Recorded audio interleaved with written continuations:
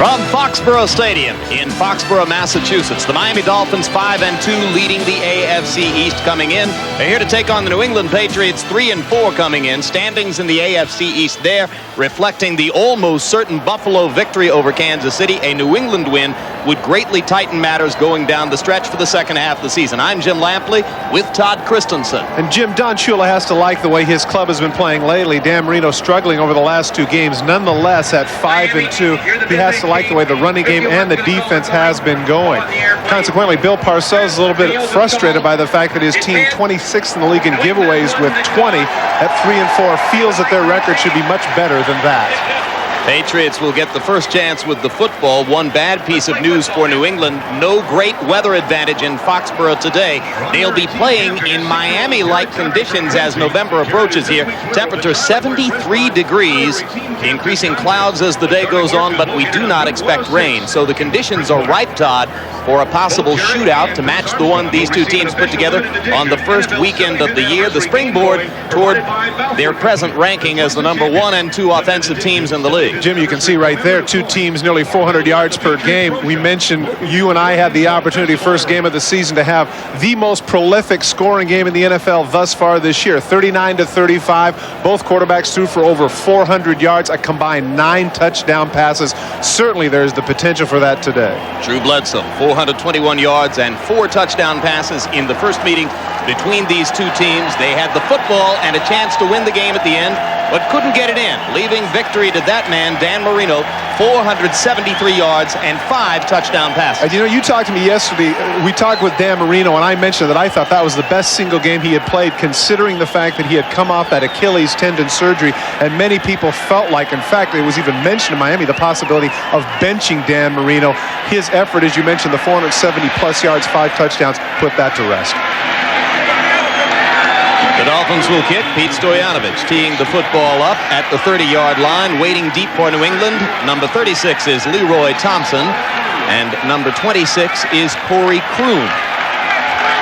So the Patriots will have the football first, and a chance to try to get on the board before Marino first touches the football. Quite a compliment to Drew Bledsoe, Jim, is the fact that everybody that plays Miami says we've got to do things to keep Marino off the field. Now the scuttlebutt around the league is we've got to do things to keep Drew Bledsoe off the field. Pete Stoyanovich, game-winning field goal in overtime 2 weeks ago against the Raiders.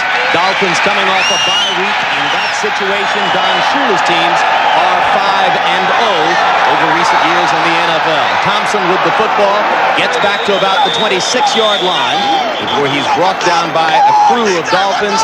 Ronnie Williams, reserve tight end number 85, first man downfield. New England offensive line. Bruce Armstrong is the primary protector for Drew Bledsoe, who was blindside blitzed into submission by the Jets 2 weeks ago. New England skilled players. Marion Butts, the running back, drew a vote of confidence from Parcells during the bye week, despite the fact he's averaging only 2.8 yards per carry. Leroy Thompson comes in as the third down pass receiving back. Troy Brown is the reserve wide receiver today as the Patriots are hurting at the wideouts. 2 tight ends in the game on first down from the 25. It's Butts with the ball, and he is met and dropped by the rapidly improving Dolphin run defense. Michael Stewart, number 35, up quickly from his strong safety position. Miami's front 7, Marco Coleman at defensive end, has been the defensive MVP for the Dolphins, at the heart of their improvement against both the run and the pass this year. Troy Vincent starts at left corner. When he's healthy and playing well, as he will expect to be today, they have a pass defense. When he isn't in that situation, they don't. And when the Dolphins go to the dime, Frankie Smith and Tyrone Braxton come on as the 5th and 6th defensive backs.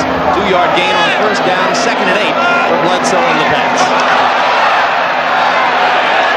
First throw for Bledsoe is complete down the middle. Terrific catch by number 83, Michael Timpson. And a Patriot first down out to the 42 before Brian Cox made the stop. 15-yard gain. Jim, it was fairly well documented that Michael Timpson had some problems with Bill Parcells 2 weeks ago. Told to get on the exercise bike, he refused. Had a little bit of an argument, but they definitely Timpson today because of the health factor for the wide receivers. He has to come up big if they're going to beat the Dolphins. On first down, they again go with 2 tight ends as John Burke, the rookie tight end, is in the game. We'll see a lot of them today as the Patriots try to cover for their injured wide receivers. Butts grinding forward for a couple. Chris Singleton and Marco Coleman there to make the stop for the Dolphins. It's a gain of about 3. It'll be second down 7. One of the problems here is the fact that when they go to the 2 tight end offense, everybody on the planet knows that they're trying to run the ball. And this is not the same team that Bill Parcells had in New York. They're not as physically dominant, even though Butts pushes the pile a little bit, as you mentioned. Short game, they're going to have to get out of the 2 tight end offense, because to me, that's a little bit predictable in terms of they're trying to run it. They go with it again on second down. And Timpson in motion. Bledsoe with protection hits number 87, Ben Coates, and Coates fumbles the football out of bounds as he's hit by J.B. Brown, but it will count as the 52nd catch of the year for the now premier tight end in pro football. Interesting point here with regards to Ben Coates. Look who has him in coverage. That's the cornerback, J.B. Brown, who has number 87, Ben Coates, showing the speed that he has. Brown does a good job right here at the end to strip the ball, but lucky for Coates, it bounces off the right knee and goes out of bounds, helping his average per catch. And as I mentioned, the 52nd catch of the year for the AFC's leader in receptions. Let me make the point here, Jim, that they did bring the ball back. You cannot get extra yardage with a fumbling the ball forward, a la the Dave Casper rule circa 1978. Comes back to the 47-yard line, still a first down. Bledsoe 2 for 2. Double tight end again on 1st and 10. This time, brief play fake. They go with the screen, the box, and he can't handle the ball. And they had that set up very well. Both tight ends running downfield in a zone defense had that set up. If the ball is caught by Butts, he'd have had some yardage. Take a look at the right of your screen. Pass rush comes. Number 44 is going to sneak over to the left. You can see there are a lot of blue shirts out in front. He does have some yardage if he can hold on, but he can't. And in 2nd and 10, the Patriots will go to a conventional set. 1 tight end to the game, that's Coates. And Ray Crittenden comes on to join Timpson at wide receiver. Both wide receivers to the top of the screen. Bledsoe's pass is batted into the air and almost caught by Coates. Drew Bledsoe is looking right at Ben Coates the entire time, and there were 3 different Dolphins surrounding him. Drew Bledsoe, if he wants to get the ball, take a look at the snap ball, but he's looking right at Ben Coates. Goes out to the fight. Now take a look at all the white shirts that are there. They have him in bracket coverage. See that 3 different white shirts are in the area. And that's Jeff Cross who got a hand on the football. Dolphins have gotten an increasingly active pass rush in recent weeks. Leroy Thompson in the game on 3rd down. Patriots are about 40% in converting 3rd downs this year. Bledsoe chased. And Cross will get credit for running him out of bounds. Well short of a first down, so it will bring up a punting situation for the Patriots on 4th down, 10 yards to go, just inside Dolphin territory. And this is where Drew Bledsoe is looking. He's got Ben Coates on the crossing route, but he ends up getting knocked down. Look at Singleton hit him clearly beyond the 5-yard marker, something the officials missed. You can see Bledsoe right there complaining about it because as he rolled out right, he couldn't see Coates because he was flat on his back. Good play by Singleton, especially if you can get away with it. Credit Cross with the sack. Pat O'Neill comes on to punt it away for the Patriots. O.J. McDuffie waiting at his 10-yard line. McDuffie comes forward and makes a fair catch. Under pressure at the 15. It'll be the Dolphins' ball there on their first possession when we come back. Back to the season opener in Joe Robbie Stadium, September 4th, 3:25 to go, 4th down for the Dolphins. Marino out of the gun. He's been deadly today. Open touchdown, Irving Fryer. Irving Fryer's 6th catch, 3rd touchdown on the way to a 211-yard receiving second half was the game winner in the Dolphins' 39-35 victory over Bledsoe and the Patriots. And talk about a guy who's in love with his arm, Jim. I still can't believe that when I see it. A 4th down play instead of a basic short little hook or a swing pass or something like that. He goes with the up and puts it right on the money. On 1st down, the Dolphins give to newfound running star Bernie Parmalee 150 yards 2 weeks ago in 30 carries against the Raiders. And he starts off here with a gain of about 4. Miami offensive line, Burt Widener coming off an injured ankle. They don't know exactly how far he can go, but he starts. Backs and receivers for Miami, a bushel of first-round draft choices there, and Parmalee, the free agent, is the key with the newly rejuvenated running game. O.J. McDuffie, number 81, comes onto the field to join Ingram and Fryer when they go to 3 wide receivers. On 2nd down, Marino Marino's throw intended for Keith Jackson is incomplete. Chris Slade, number 53, there to defend for the Patriots. New England's front seven, and Slade is the key to the pass rush. Best all-around athlete in that group. He has 5 sacks on the year coming in. Maurice Hurst, star corner, best cover guy, badly embarrassed by Fryer in the opening game of the year, must play better today. And when they go to the dime, Ricky Reynolds, acquired in the offseason from Tampa Bay, and Corwin Brown are the 5th and 6th defensive backs. Now the Dolphins with 3rd down, 7 yards to go. O.J. McDuffie on as the 3rd wide receiver. This team converts 47% of its 3rd downs because of that kind of passing accuracy, but a good play by Guyton, who drags Jackson out of bounds short of the 1st down marker. Short of the 1st down, but they're going to get him for tackling him out of bounds. I don't know about this call. Inevitably, what you see at the end of the play is the guy pushing the guy out of bounds. They're going to call him for unnecessary roughness because he pushes him so far out of bounds. I'm not sure about this. You got a free safety wrestling with a big tight end, and he can't have the advantage of taking him all the way across the sideline. Personal foul for a late hit, unsportsmanlike conduct, out of bounds. We'll tack 15 yards on from the end of the run, 1st down. And this is the sort of thing that has to frustrate Bill Parcells. They play the good defense, get the short route, take a look at the end. Guyton's riding him out of bounds. Remember, this is a big man. He wants to make sure that he can't get loose. Now, how far are they out of bounds? Right there, he should have let him go. And in fact, he does. This is what the official, right here, does he throw him down or does he let him go?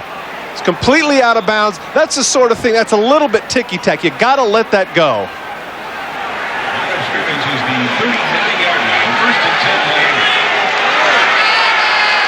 We welcome those of you who have been watching Buffalo's resounding 44-10 victory over Kansas City. You're in Foxborough Stadium. Early 1st quarter, no score. 1st down 10 for the Dolphins after having picked up their first down of the game. And running back Bermany Parmalee has a gain of a couple. It'll be 2nd down. Let's visit Greg Gumbel in New York. All right, Jim, and we'll take you to Indy, where Don Majkowski, making his first start since early in 1992, has taken the Colts to a touchdown. Off the play action, 14 yards to Floyd Turner. The extra point makes it 7-0. Indy over the Jets, Jim. Jim, a little bit of the magic of 1989.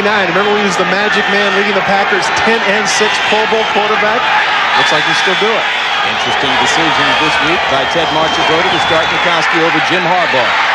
On 2nd down, Keith Byers is dropped in the flat on a terrific tackle by Rod Smith. That's the 111th straight game for a catch from Keith Byers, but pretty nondescript there. Good defense preventing a short game. And now, with the Dolphins facing 3rd down 4, McDuffie will come on, and they'll go to the 3 wide receiver set. Rod Smith, 3rd-year man out of Notre Dame, has taken over the left corner job, which expected to see Ricky Reynolds in place there, and he made a terrific play there to stop Byers after a short game. Byers comes off. There's the number that we mentioned, very impressive considering the fact that no running back in the NFL history other than Byers has gone over 100. Marino using all of the play clock, and it's picked off. An ill-chosen throw, and number 42, the strong safety, Harlan Barnett, got in front of the receiver, and he'll take the ball to the sideline. Uncharacteristic decision by one of the league's greatest and most experienced quarterbacks. Marino's throw right into the hands of Harlan Barnett. We'll be back. Harlan Barnett with that pick, as you mentioned, only the 7th of the year for Dan Marino, Jim, but he was absolutely the right place, and I don't think Marino even saw him. Pass was intended for O.J. McDuffie, the 3rd wideout. Interesting coverage with the strong safety locked up on him. On 1st down, Marion Butts gets the call and shows the kind of leg drive that Patriots fans have been looking for all year, and it was not Butts, it was Kevin Turner. My mistake. Harlan Barnett is what we call robber position. He plays the 3rd linebacker. He's basically, in this situation, looking at the quarterback. He doesn't have a specific man. So when O.J. McDuffie sets down in that area, he's looking at the quarterback. Right there, he turns right out. Marino doesn't see him, assuming that he's going to take the hook zone. A costly mistake on the part of Marino, setting up New England with a turnover. At the Dolphin 40, after a gain of 5 by Kevin Turner on 1st down, it's 2nd down 5. Here's Butts, and there's the leg drive, and he has first down yardage inside the 35 to the 33 before Cox and Beavers made the stop for the Dolphins. Jim, as I mentioned earlier, when they went out of the two tight end set, take a look at how it spreads people out. With the two tight ends, the backers are able to jam into the gaps. With two wide receivers, they can only go up with a 7 or an 8-man front. That spreads people out, gives the offensive line the chance to fire off and make their blocks as they did on that play. Bill Parcells told us he had a film made of all 102 of Butts' carries this year and determined he'd been hit behind the line of scrimmage on 23 of them.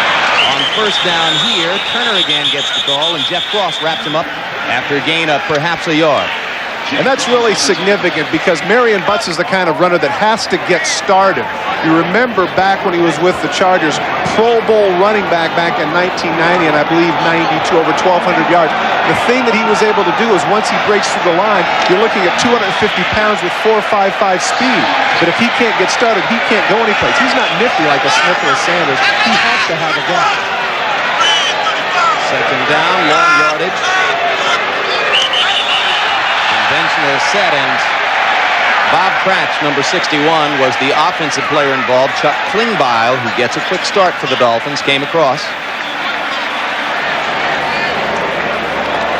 False start, 61, offense, prior to the snap, 5 yards, still second down. Doug Skeen, the starter, out with the year with an injury. Cratch, of course, with Parcells in New York, starting just a little bit early.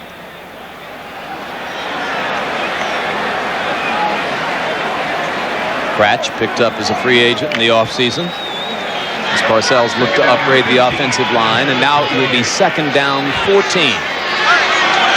ball is at the 37. They need to get it to the 23 for a first down.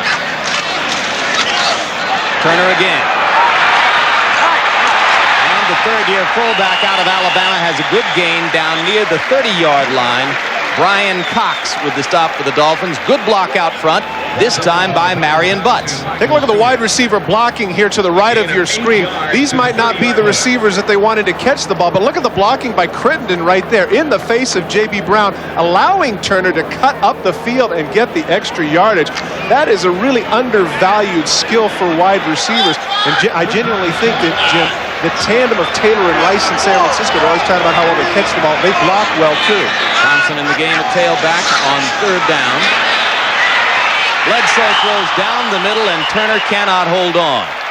Aubrey Beavers was there on the coverage for the Dolphins. Now, this brings up an interesting decision because they're at the 30-yard line. A 47-yard field goal is right at the limit of Matt Barr's range, but evidently Parcells has enough confidence in him to give it a shot. So Scott Zolak will come on to hold. Steve Diassi snaps, and you see the numbers on Matt Barr for the season. So this will be 5 yards longer than what he has had this season. They put it down at the 38. It's a 48-yard try for Barr. He got it through the uprights. An early potential good omen for the Pats. They lead 3-0. Back in Foxborough, Todd, Bill Parcells makes no secret of the fact that he plays favorites among players. This has got to be one of his all-time favorites. Well, certainly harken back to after the 1990 season, the NFC Championship game against San Francisco, 5 field goals, the game winner with less than 5 seconds there in Candlestick Park. He really does like Matt Bard. Talk about a pretty good gig. All you do is come in and kick extra points and field goals. I'm jealous because he's 3 months older than I am. O.J. McDuffie and Irving spikes. This will be McDuffie from the 5-yard line off Pat O'Neill's kickoff for the Patriots. He gets it out to the 21. Dolphins will start their second possession from there. Marty Moore downfield on the tackle for the Patriots. Next Sunday, NBC presents the most anticipated event of the television season, the 2-hour series premiere of Earth 2. The year, Todd, is 2192. The Earth is dying, and man must voyage across the universe to colonize a new Earth. It's the adventure of a lifetime, Earth 2, next Sunday at 7, 6 Central, here on NBC. First down for the Dolphins from the 21. Parmalee and Byers are the setbacks behind Dan Marino. Down the middle, good throw.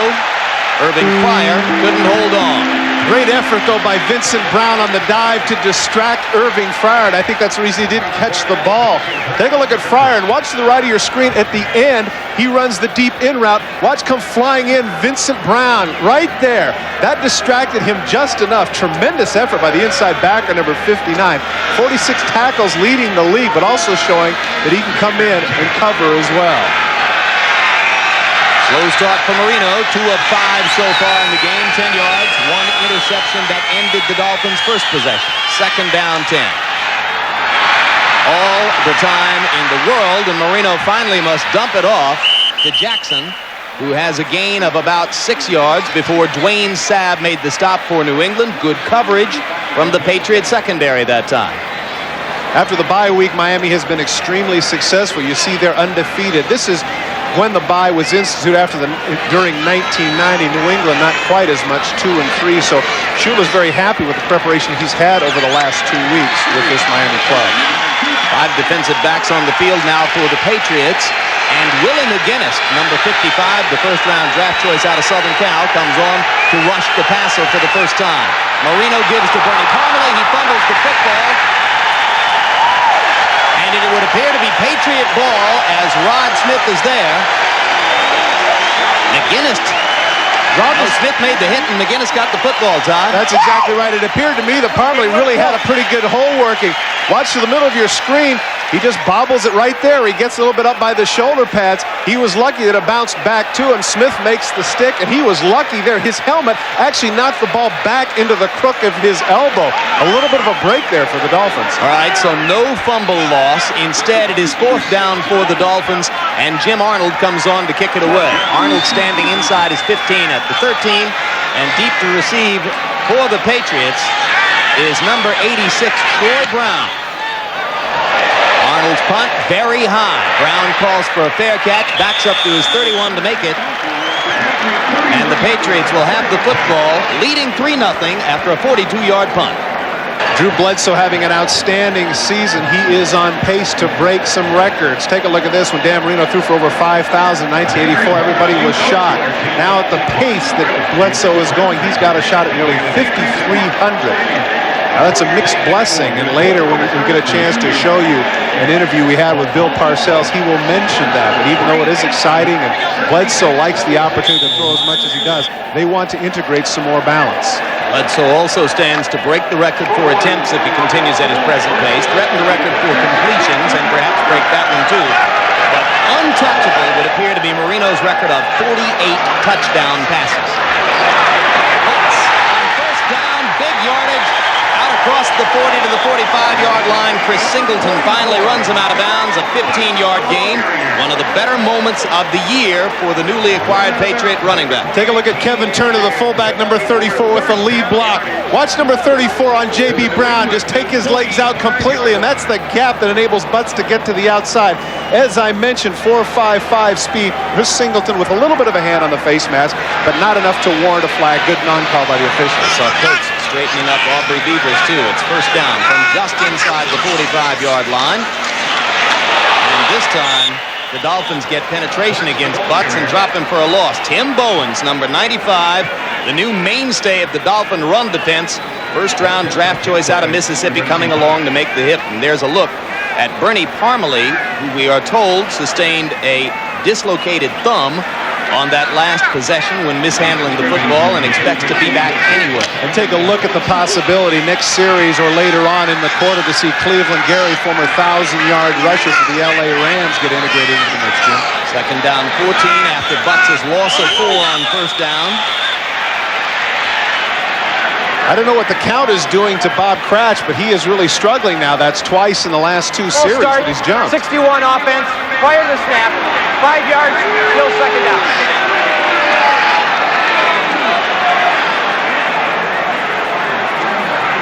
That's going to make it second down 19.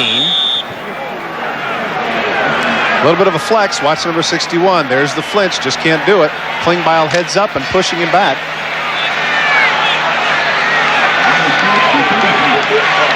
So the line of scrimmage is now the 35-yard line. They need to get it to the 46 of the Dolphins to pick up a first down. Bledsoe throwing, and gets it to number 83, Michael Timpson. Timpson across the 45. Gets back about half of the yardage they need. Troy Vincent makes the stop after the 11-yard gain. Well, as we mentioned, Timpson's going to have to come up with a big game because Miami is going to do some different things with regards to Ben Coates in coverage. Nice hook route. Vincent is the one that stumbles just a little bit, enabling Timpson to have the gap and make the catch. Dolphins shuffling defensive linemen bring Veazey and Webster into the game on third down. They need 8 for a first down as Bledsoe works from his 46. Leroy Thompson went in motion from the running back position. And now Bledsoe out of the pocket. And he's going to come down short of the marker. J.B. Brown coming up from his right corner position to shut off the running lane for Bledsoe. And Bledsoe doing a little trash talking with J.B. Brown. Bledsoe doesn't slide. He doesn't go down because he thinks he has a shot at the first down. Unfortunately for him, it was a hook route, and J.B. Brown was short of the first down. He can't decide to slide. Now he cuts back to the inside. Brown upends him, knocks it down, and there, right at the end there, you can see Webster with the left hand on the head. That's something that Bledsoe didn't appreciate. Pat O'Neill comes on to punt for New England. O.J. McDuffie in deep formation. Now the Patriots come back into offensive formation. On fourth down, 2 yards to go, Scott Zolak is suddenly not going to get it off in time, Jim. They're not going to get it off. It was a great idea, but they didn't get it off. Scott Zolak under center. Now they're forced to move back and kick it anyway. Bill Parcells is famous for this when he's with the Giants. He had a lot of fourth down conversions. 5 yards, still fourth down. They shifted a little bit too late. You think they really wanted to run a play, or were they trying to get the Dolphins to jump? Well, either way, it's interesting, and it keeps people paying attention because next time when that comes up, more than likely the Dolphins are thinking they're crying wolf, could be back on their heels, and they could go for it then. O'Neill's thinking, well, now, I was a tailback. I just missed a chance for my first carry. Absolutely right. McDuffie is at his 12-yard line, and now O'Neill stands inside his 35. Rookie punter out of Syracuse puts the foot to the ball. Good kick. O.J. stands still, takes it at the 12. Good coverage, and McDuffie can't get away. Dolphins will be pinned at their 15. Corwin Brown downfield, number 30 to make the stop. A 40-yard punt, well placed by O'Neill. 3-yard return for McDuffie. Both of us have talked about, Jim, the fact that this could turn into another shootout, and there you see total offense and pass offense at the top for both teams in the National Football League. Now take on the flip side of it, defensively, 25th and 27th in total defense, 26th and 27th in pass defense. And if you believe in omens, that would certainly bode for a shootout today. As the Dolphins begin their third possession now with 1:41 to go in the first quarter at their 15-yard line. Parmalee is out, and Irving Spikes, number 40, is in the game at tailback. And here's Spikes' first carry, and a terrific play coming across by Todd Collins from his inside linebacker position. Todd Collins just decided to shoot the gap, and he comes completely untouched. He's just going to shoot the gap, and they don't pick him up. Number 54. Nothing Irving Spikes can do about that. That's got to be frustrating with your first carry of the game, but Collins guessed right. And on second down now, after the loss of 4, second and 14, Parmalee comes back into the game, and Spikes goes out at tailback. Marino from his own 11. Almost picked off by Vincent Brown. Keith Jackson, the intended receiver, and Brown might have cost himself a touchdown by failing to hold on. You see Dan Marino pointing to himself. I think he thought that Keith Jackson was going to turn back to the outside. Instead, Jackson makes the little bit of a move to the out, comes back in, and Marino throws it right into the chest of Vincent Brown, who could not hold on. Brown, a terrific tackler against the running game. Here's another look at his coverage inside against Jackson. 3 wide receivers in the game for the Dolphins now on 3rd and 14. McGinnis in to rush for New England against the blitz. Marino lays it out there, and no one is home. Closest man to the football was Rod Smith. Patriots defense surprisingly effective in the first quarter, helped by good field position. And Jim, that man is making all the right calls so far. Al Groh with that blitz completely surprised Marino. He just had to get rid of it. They're coming up with different combinations in the same series. They come with 7 guys, rush 3, come back with 8. Al Groh is doing everything he can to disconcert Marino early in the game, and as you mentioned, so far so effective. Arnold from his own end zone. Troy Brown deep to receive for New England. Excellent kick. Brown takes it at his 38 and gets across the 50 to the Miami 49-yard line. It was Ronnie Williams again downfield to make the stop. A 51-yard punt for Arnold, but a 13-yard return for the newly re-signed return man, Troy Brown. And there's a Brown right there, number 59, Vincent Brown, who's thinking to himself, man, I had a really good shot at getting that pick. Number 59, you can take a look at the arms on that man. He was voted best body in the National Football League by, I believe it was Joe Weider's Muscle and Fitness magazine. Chose Vincent Brown as the body beautiful of the NFL. 1st and 10 for the Patriots at the 49. The give is to Turner, the fullback, and there's no room. It's going to be 2nd and long after a good play by Brian Cox from his increasingly familiar middle linebacker position. And the reason that they haven't moved him outside, because Dwight Hollier is healthy, and they can certainly get him back outside, but what they like about what Brian Cox has done for this team is create some real leadership, calling defensive signals and really controlling the tempo and emotion of the team on the field. Patriots going with a normal set. 2 wide receivers, Crittenden and Timson, both in the game. First quarter running down inside 10 seconds now. And continuing a pattern of slow starts for the Dolphins. I'll get to that in a moment. Bledsoe gets rid of the football as he's chased by a blitzing Brian Cox. And the first quarter comes to a close with the Patriots leading 3-0. The Dolphins have been outscored 38-6 in the first quarter this year. Pattern continues. Kind of surprised to see my senior prom date from Southwest Miami High School, spring of 1966, here in the ballpark today, and all of her closest friends as well. As we come back, second quarter begins. Patriots, 3rd down 10. Ball at the Dolphin 49-yard line. Bledsoe and Marino both off to relatively slow starts today, but on this play, Bledsoe completes in the flat to Kevin Turner. He's dragged down well short of the first down by Troy Vincent and Michael Stewart. Well, Michael Stewart is somebody who took a lot of abuse early in the season, Jim, for some very ineffective play. A lot of that was injury, but that's a good open field tackle, not enabling Turner to break a tackle and possibly get the first down. And Pat O'Neill will come on to kick again for New England as O.J. McDuffie again goes deep for Miami. McDuffie at his 10. O'Neill at his own 40 as he awaits the snap. A field goal only in the first quarter. 48-yarder by Matt Baugh. 3-0 New England. O'Neill's kick high enough to force McDuffie to call for a fair catch. It'll be Dolphin football at the 9. 35-yard punt. New England leads. Darkness gathering over Foxborough Stadium as we approach 5 o'clock. New England early in the second quarter leading Miami 3-0. Dolphins begin their 4th possession of the game at their 9-yard line. So far on the 4 possessions, Miami's average starting point is its own 15. Lenny Parmalee back in the game at running back on first down. Marino throws complete to Keith Jackson. And Jackson has some running room for first down yardage before he's knocked out of bounds by Rod Smith. 12-yard gain. Let's go down to the field to Will McDonough. Willie. Okay, Jim, I talked with Al Groh, the Patriots defensive coordinator, before the game, and his plan seems to be working good so far. He said they were going to concentrate on doubling up on the Miami wide receivers, try to take them out of the game, but more so, the word you're talking about, blitz. They were going to blitz Marino, and nobody dares to blitz Marino. Back to you, Jim. All right, thanks very much, Will.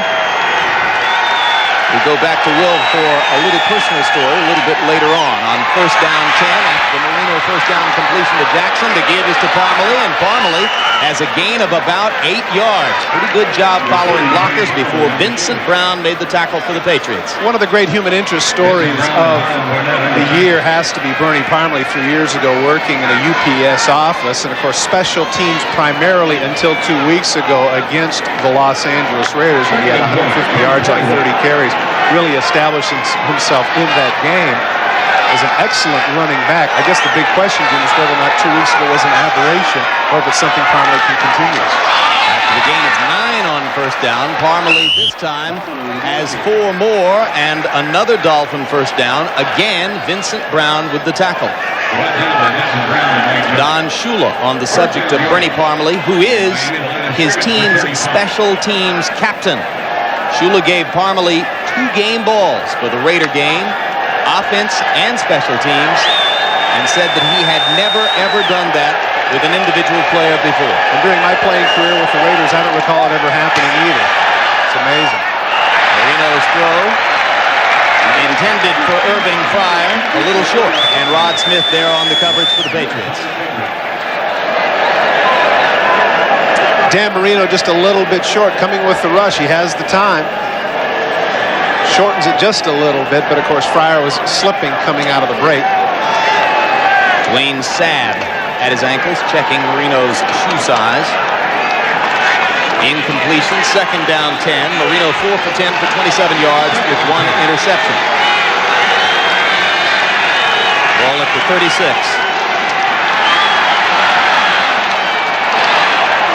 This is Jackson again. Chris Slade is there on the coverage for the Patriots. It's a gain of about 9. It'll be third down and short. I'm not surprised at all they're going to the shotgun early. Remember, that's how effective, that's what made Dan Marino more effective in the first game. Man-for-man coverage, Slade and Jackson, that's a mismatch. Pushes him back to the outside. Slade makes the tackle before he can come up with the first down. But New England cannot afford a steady diet of linebackers on Pete Jackson today to be successful. Double tight ends, Jackson and Ronnie Williams both in the game on third down 1 for Miami. Great time for play action. Marino does this so well in short yardage situations. The fake to Byers. Good call, Todd. Fryer with the catch inside the New England 30. Myron Guyton is there, and they're going to call it a completion. 26 yards, Marino to Fryer. Well, remember early in the game, Irving Fryer dropped a hook route. Play action fake. He runs what's called a flag route, which is the flag to the opposite end of the field, turning Guyton around completely, lays out. What a fabulous catch by Irving Fryer. He was the first player taken in the draft when the Patriots picked him back in 1984. Now in his second year with the Dolphins, Irving may be playing the best football of his career. Marino wants to throw again on first down, and this time the receiver goes downfield. Danny was looking for an outcut, and he threw it out of bounds. Let's go to Greg Gumbel in New York.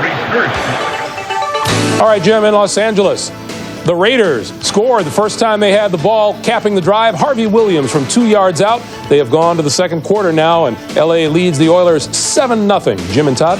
Interesting the graphic there with regards to Harvey Williams. 10 rushes for 47 yards. Last week, he had over 100 yards against the Atlanta Falcons. And a lot of people were talking about how the Raiders were down because of their inability to run the ball. I'm surprised. Williams is really asserting himself, Jim. Trying to assert himself here for the Dolphins is the East Coast equivalent of Harvey Williams, at least in terms of a rejuvenated running game. Bernie Parmalee doing for Miami what Williams is trying to do for the Raiders. Dwayne Sabb there to make the stop for New England. It's going to bring up third down, 8 yards to go. Willie McGinnis in the game again, probably for pass rushing duty against Marino. Ninth play of the drive that started at the Dolphin 10.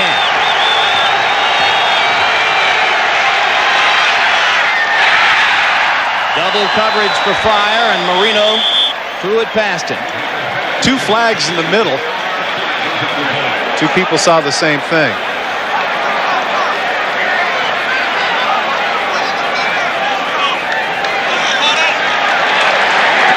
Now this tripping brings up an interesting point, Jim. You're at the 27-yard line. Now, do you want to move him back to the 37, maybe force a 54-yard field goal, but that means you give Marino another opportunity? Or do you refuse it and make it 4th down and give him a chance at a 45-yard field goal, which by Stoyanovich standards, very makeable? Which would you choose? I make him kick the field goal. I don't want to give Marino another shot at it. I think Parcells agrees. Tripping. Number 60, offense. Penalty is declined. 4th down.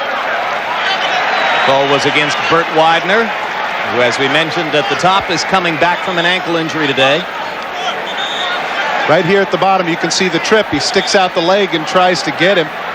We mentioned that he had some ankle problems coming into the game, and you can see his footing was not very good there. As a result, he had to attempt the trip, and both the umpire and the referee saw it. Stojanovich's try will be from 45 yards. Jeff Dellenbach snaps. Jim Arnold, the punter, is the holder. Stoyanovich 8 of 12 on the year. And the league-wide percentage beyond 40 yards is low. But this one's good.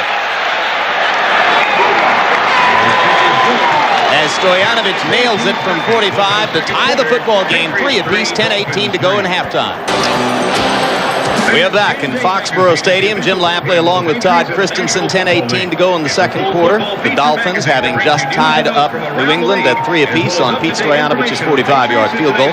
Now Stoyanovich will kick it off from his 30. Corey Kroon, 26, and Leroy Thompson, 36. Deep to receive for New England.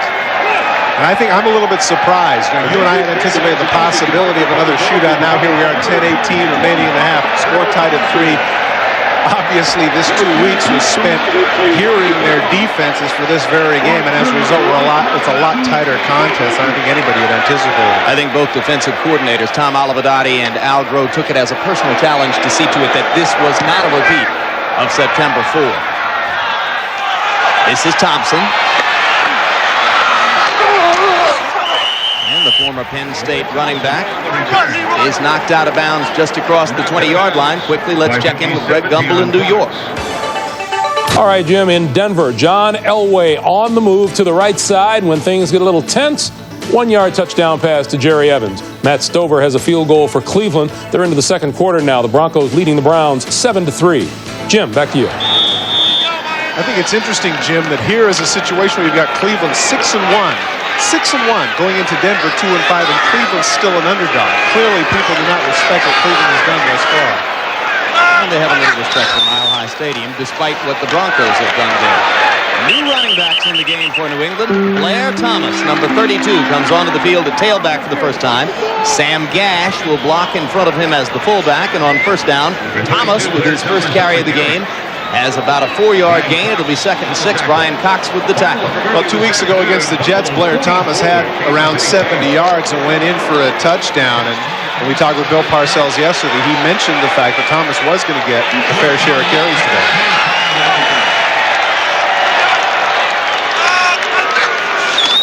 On 2nd and 6, they fake to Thomas. Bledsoe down the middle looking for Coates. It's picked off by number 28, Gene Atkins. Making more and more big plays from his free safety position for the Dolphins, and Bledsoe would like to have that one back. There's no doubt about it. Nice play action fake. He just overthrew Coates in that situation. Atkins with a nice catch. Gene Atkins, of course, former free safety for the New Orleans Saints.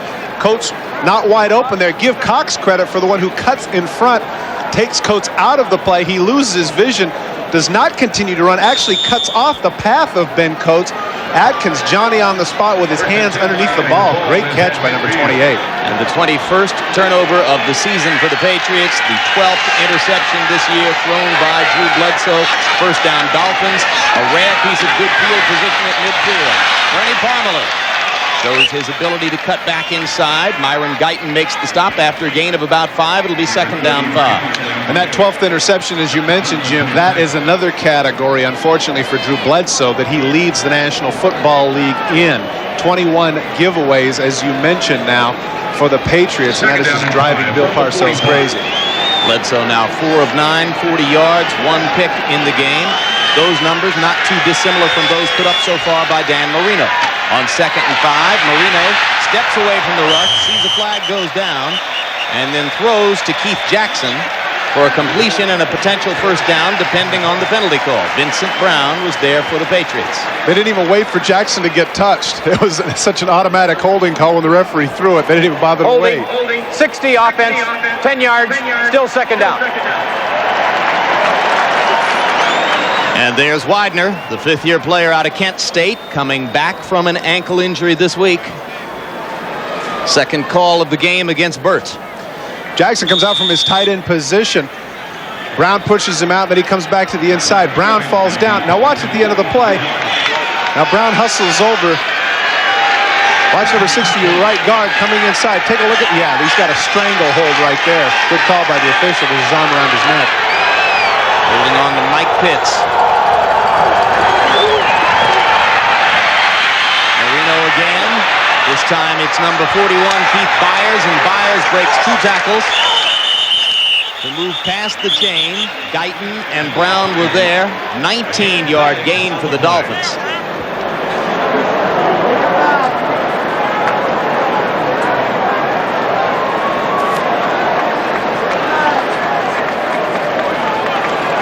Illegal shift on the offensive team. A man moved up to the line of scrimmage. The other one moved back, and they did not stop for 1 second. 5 yards, repeat second down. So that's 2 completions in a row wiped out by penalties. The Dolphins, traditionally under Shula, least penalized team in the league. And Shula doesn't agree, as you can see. Even at the age of 64, he can still be very animated. He certainly tries to intimidate the officials where that's concerned. Take a look at the movement. Okay, man steps back. Now here's Jackson, and moved up. Now the lands in motion. Good call by the official. Absolutely right. Fryer was not set when Jackson went in motion. The official was right on top of it. What was once 2nd and 5 now becomes 2nd down 20. Marino complete to Byers, and Byers has the first down across the New England 40 to the 39-yard line before he was chased out of bounds by Harlan Barnett. And you saw there a glimpse into the enormous value of the ultra-versatile Keith Byers. Well, my midseason All-Pro team, I have Keith Byers as the fullback, and this is one of the reasons. Now, this is his 42nd catch of the season. Gets by the 1 tackle of Collins, cuts to the outside. People forget that this is a man that was a 1,500-yard rusher at Ohio State and from the tailback position. But that's the sort of thing that he's been doing for years with both the Eagles and the Dolphins. 21-yard pickup on the pass from Marino to Byers. First down, Dolphins at the 39. Parmalee. Stacked up. Todd Collins will ultimately get credit for the tackle. And once again, we check in with Greg Gumbel in New York. Gregula. All right, Jim, out in San Diego, Chris Warren gets the Seattle Seahawks on the board first. 9-yard burst right up the middle and into the end zone with the extra point. The Seahawks lead the San Diego Chargers 7-0 in the second. Jim and Todd. Taking the second quarter. All right, thanks a lot, Greg. And Chris Warren and the Seahawks looking for a little revenge after having been beaten earlier in the season by the Chargers up at Husky Stadium. Not the fact that they want to stop a 3-game losing streak. Ricky Reynolds in the game replacing Rod Smith at corner. Reynolds on a blitz that time. And the Patriots get away with it as Marino makes the completion to Fryer, but Barnett and Collins react quickly to make the stop. Now this brings up an interesting point here on 3rd down. Al Groh, defensive coordinator for the New England Patriots, said this is where we really have to establish ourselves in 3rd down. You see Barnett come up, go over the top, doesn't bring Fryer down, but puts him off balance enough for Collins to come over and finish him off. It's going to set up 3rd down 3. He mentions the fact that it's not unlike baseball hitting. Marino can fail the first 2 times, but if he gets the 3rd one, bats .333. That's success for the offense, and that's something that Marino has been outstanding at during his career. Another blitz for the Patriots. Again, Marino with the hot read, and Jackson drops the ball.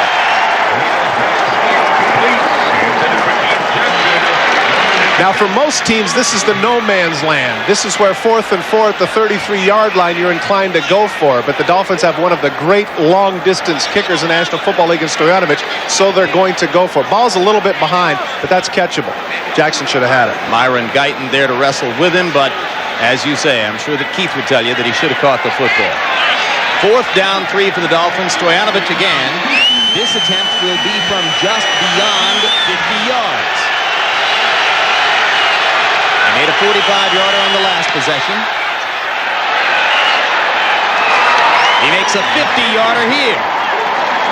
So Pete Stoyanovich, who had been having a little bit of a mediocre season before the Raiders game, is hot. Back in Foxborough after Pete Stojanovich's second field goal of the game, this one from 50 yards has given the Dolphins a 6-3 lead. A look at the Patriot defense. And Stoyanovich now to kick off again with Leroy Thompson and Corey Kroom deep to receive for New England.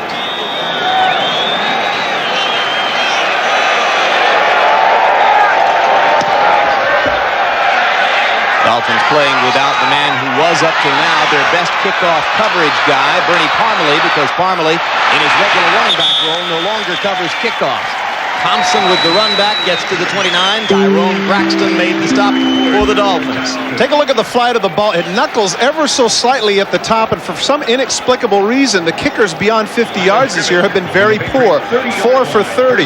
But not only does Stoyanovich make this kick, look at how far back it goes. That kick would have been good from about 58 or 59, Jim. Stoyanovich says to me, incidentally, Todd, that it's no mystery why percentages are low from beyond 50 yards. He says it is entirely because of the league office directive preventing equipment managers from treating the balls before games. On first down, Blair Thomas with the call, and Brian Cox gets to him from middle linebacker, drops him for a loss of about 4. This is the reason why they're keeping Brian Cox in as the middle backer, number 51. He's the one that's going to come in and slice in, and no one's going to see him. No one makes the play. Comes around Sam Gash in that case, because that's who Gash should have been going after, but instead he lets him go, and Cox makes a tackle for a loss. Interesting point with regards to him, Jim. 6'4", 249, runs the 40 in around 4'9", 4'9", 5, which you'd think, well, why are we going to draft that guy? Well, what difference does it make? He can play. More than fast enough. Thomas again. And again, the Dolphins are there. Jeff Cross making the stop from his defensive end position. Now, you hear the crowd booing a little bit, but I don't necessarily disagree with what Bill Parcells is trying to do here. Throughout the season, when the running game has not been effective, they've abandoned it quickly and gone to throwing the ball 40, 50 times per game. Bill Parcells realizes, hey, it's 6-3, I'm at home, there's plenty of time left, we can still establish the running game, we don't have to get pass happy this early. Still, only 35 yards on the ground so far in the game, 15 of them on one run by Butts. On third down, Bledsoe under pressure, releases, it's dropped by Thompson, and it'll be another punting situation for New England. An entirely different game than the one these two teams played in Miami on September 4th. As Jim mentioned earlier, Marco Coleman, most valuable player for the Dolphins coming into this game in the first half of this season. Bruce Armstrong and Marco Coleman will be battling all day like that. O'Neal there to kick it away for New England. O.J. McDuffie waits at his 35-yard line. Dolphins, who were bottled up with poor field position through much of the first half, now enjoying much better opportunities to score. McDuffie takes it at his 30, gets back to about the 35. The Dolphins will start from there after a 44-yard punt and a 5-yard return. A 6, a 3, and 3/4. Second quarter, Miami leading New England. Drew Bledsoe has to think about what it is he needs to do to get his offense on track. And Marino, 90 yards passing so far in the game. Parmalee and Byers behind him as the Dolphins start from just inside their 35 on first down.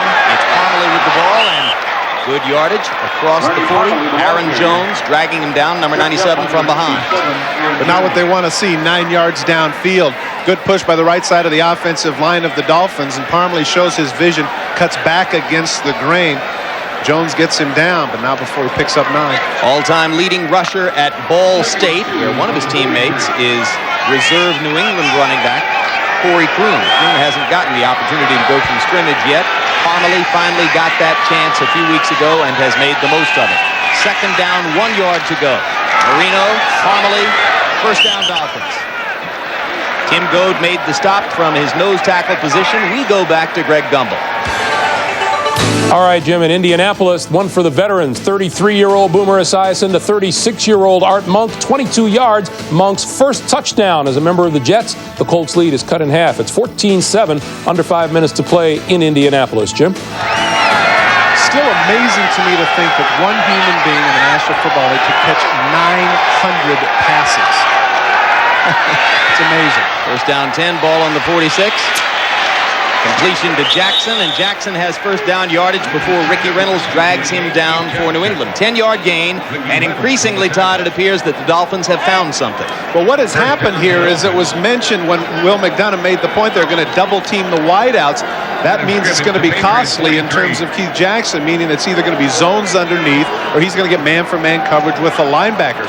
That's just too much space that they're giving number 88, and he's been taking advantage of it. First down 10, Dolphins now at the 44-yard line. Jackson says he's going to retire when this contract with the Dolphins expires. Well, there's one for the books. Intended receiver was Byers, but it was the umpire who took the football. He's part of the field. That's Al Conway. That is Al Conway, isn't it? Take a look right in the middle. He's part of the field. Byers is going to come underneath. He steps in to try to take a look, and he's going to catch this one right on the noggin, it appears. Trying to get out of the way, but pow. Got him right there, right in the face. The Conway noggin preventing Keith Byers from picking up yet another catch. Tough break for the Dolphins. Second down 10 at the 44. How you feeling, Al? Tonight, just to get you into the Halloween spirit, incidentally, it's the network premiere of The Addams Family, a great Sunday night movie tonight at 9, 8 Central here on NBC, starring, of course, Angelica Houston and the late Raul Julia. That's tonight on NBC, and there is the damage to Al Conway. McDuffie in the game as the Dolphins go with 3 wides on second down 10. Marino fires. Flat to Jackson, and Wayne Saab, number 95, is there to knock him out of bounds after a short gain. It'll be third down, about 6. Well, interestingly enough, most of the attention for the tight end position coming into this game was Ben Coates. And now it appears that Keith Jackson is the one reestablishing himself. Of course, back in 1988, when he came into the league with the Philadelphia Eagles, he caught 81 balls. And everybody felt like he was going to be the next Kellen Winslow. His numbers had slipped since then, but tonight, having a big game, while Ben Coates has only caught 1 ball. Coates watching from the sidelines. Jackson getting attention from the New England defense on third down. Marino's throw batted back into his hands. Safety blitz. Harlan Barnett, number 42, the man who had an earlier interception in the game, this time got his hands on the football as Dan tried to release. Good call by Al Groh, the defensive coordinator. Barnett comes in completely untouched right in Marino's face. And a lot of times you question as to whether or not people should jump when the quarterback's about to throw, because sometimes he can pump fake and fool you. In that case, Barnett does the right thing in jumping. Watch the right of your screen. You're going to see right here, number 42 is going to come in. He jumps, gets his hands on the ball. Actually, almost came up with the interception. Marino touches the ball. It's up in the air for a little bit, but finally falls harmlessly. Jim Arnold's a punt from his 45. Troy Brown waiting at the 10-yard line for New England. Brown calls for the fair catch. He'll have company as he tries to make it, and does, at the 12-yard line. We've got 2 minutes, 16 seconds remaining in the half. After the 29-yard punt, New England trailing 6-3. Will start with the football inside its 20-yard line. Coming up, it's the Domino's Pizza NFL Live halftime report. Greg and Mike bringing you up to date with scores and highlights of all the action from around the National Football League. You know, Jim, much as it pains me to admit this, Mike Ditka might have been right. He mentioned that both teams were really going to try to establish the running game, and it was going to be a closer contest, a little bit more close to the vest. He turned out to be pressured. 6-3 here as we head to the 2-minute warning of the first half. Why should you be upset that Ditka was so on target? It's all within the tight end fraternity, Todd. Oh, good point. Okay. First down 10. And the give is to Kevin Turner. And the dependable Patriot fullback has only a couple. It will be second down 8, and the crowd didn't like the call. Well, they didn't like the call because they want them to get into their 2-minute warning mode, which now they'll get a chance to. And Drew Bledsoe will get a chance to chat with Bill Parcells as to whether or not they want to give it a shot or just run out the half. Be interesting to hear what this discussion is between Bill Parcells and Drew Bledsoe, which was during the break, and that is whether or not he's going to give him the opportunity to go downfield, or if he's just going to try and run it out. So he's going to let him throw. Second and 9 from the Patriot 14. 2 tight ends in the game. One of them, that man, Ben Coates, Second catch of the day, 53rd of the year for the AFC's leading receiver, Michael Stewart. Knocked him out of bounds after a gain of about 9. Well, you know, he actually did a little of both there. He knew that that pass was going to be completed because it was an easy throw. So if he got tackled, the play didn't work. The clock would keep running. Coates just going to the outside here on the tight end screen, and J.B. Brown is right there, but Coates with a big stiff arm just pushes him to the ground. Now they set up in a situation now, very makeable 3rd and 1, and if they get this first down here, I guarantee them that they're going to attempt to get down the field. 0 for 5 on 3rd downs today. The give is to number 36, Leroy Thompson, and the designated 3rd down back is filled by Stewart, short of the first down. Coleman was there as well. So the Patriots are probably facing a punting situation. We'll be back. Ball is marked at just a little bit short of the 23-yard line. Take a look at where Thompson ends up, where his knee hits and where he lunges the ball forward. The mark right there. He leans the ball across the 23-yard line, but his knee was down. The official was right to put the ball where he did mark it, between the 22 and the 23. And this is a big-time gamble here, and you can see it by the way he's got his hands ringing that program. Parcells, who went for first down on 4th down numerous times against the Jets 2 weeks ago, tries it here with Bledsoe's quarterback sneak. And he's got the yardage for the first down. Gutsy play, going for it on 4th and 1 inside your 25. Jim, I think the left tackle moved and they got away with it. It looked like they had a little bit of a flex at the line of scrimmage and the flag didn't go down. Bruce Armstrong, 78. Take a look at Armstrong, number 78. He flexes just a little bit. Bruce Armstrong flexes just a little bit. Take a look here. Take a look here right at the beginning of the play if we can. He's calling the signals. Now look at the flex. There's the flex. Right there, that flex right there. If Marco Coleman jumps off sides right there, they move that back 5 yards. Instead, they get the first down. Big break for the Patriots. So they'll have it 1st and 10 at their 24-yard line now. 1 minute, 25 seconds to go before halftime. Parcells showing some confidence in his defense by making that choice. Well, I think here's a situation where you challenge your offense too. Now they go, whether they score or not going into the locker room, the offensive line has to feel good about themselves because they said, hey, the head man has confidence in us in crucial situations. That's going to bode well in the second half. Yeah, he really gave a message to both units, offense and defense. Now 1st and 10. Play's going to come back. This is Thompson. Good tackle by Brian Cox. Kevin Turner couldn't stay still in the backfield for whatever reason. I guess he was in a hurry to get out to the flat pattern, which is surprising because it's only a 5-yard route. And you can see Parcells just not very happy with those mental errors. It was the headset drop response. Dolphins elect to take the play, which was a gain of a couple. So it'll be 2nd down, 8 yards to go. There it is. There's that headphone spike that you mentioned. I said drop. Oh, excuse me. I was wrong. It looked like a spike to me. That was no drop. That was a spike. I was wrong. You were right. These headsets are delicate there. Turner in motion. Heavy pressure. And the Dolphins have the football. Jeff Cross is able to get hold of it after number 94, Craig Veazey, was right in Bledsoe's face. And that's another one that Drew would like to have back. Well, again, it's a tip pass, so give credit to the defense for making the plays, batting the ball up in a very athletic play by Jeff Cross, who you wouldn't think at 6'5", 280 pounds would be able to do that. Marco Coleman on the other side of the field, able to beat. There's the tip, as you mentioned, able to beat him to the outside, force a little pressure by Bledsoe. That's a situation where I'm sure he wishes that he would have just taken the sack, and it's actually Cross who makes the bat and the catch. Nice athletic play by number 91.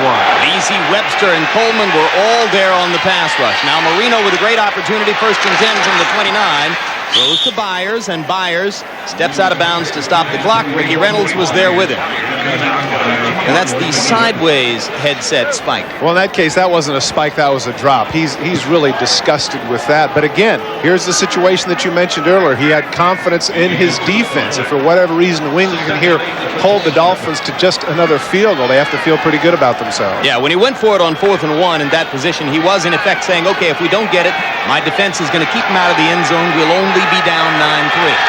Let's see if that plays out the way he suspected it would. Again, first down. First knocks him out of bounds. Now, as much as we've been complimenting Al Groh in terms of some of the things that he's done here in the first half, if he continues to back up the zones and allows the flat routes to Keith Byers to get down the field, there's a minute and 1, plenty of time for Dan Marino to get the ball in the end zone. Time is absolutely not a factor for the Dolphins because they have all 3 of their timeouts remaining. I think you have to call it at this point a dreadful first half for Bledsoe. His Patriot team, when Bledsoe started the season hot, scored in its first 16 quarters of the season. Now they will have had 7 scoreless quarters in the last 14. Marino to Parmalee. And the good tackle out there by Todd Collins, but did he keep him in bounds?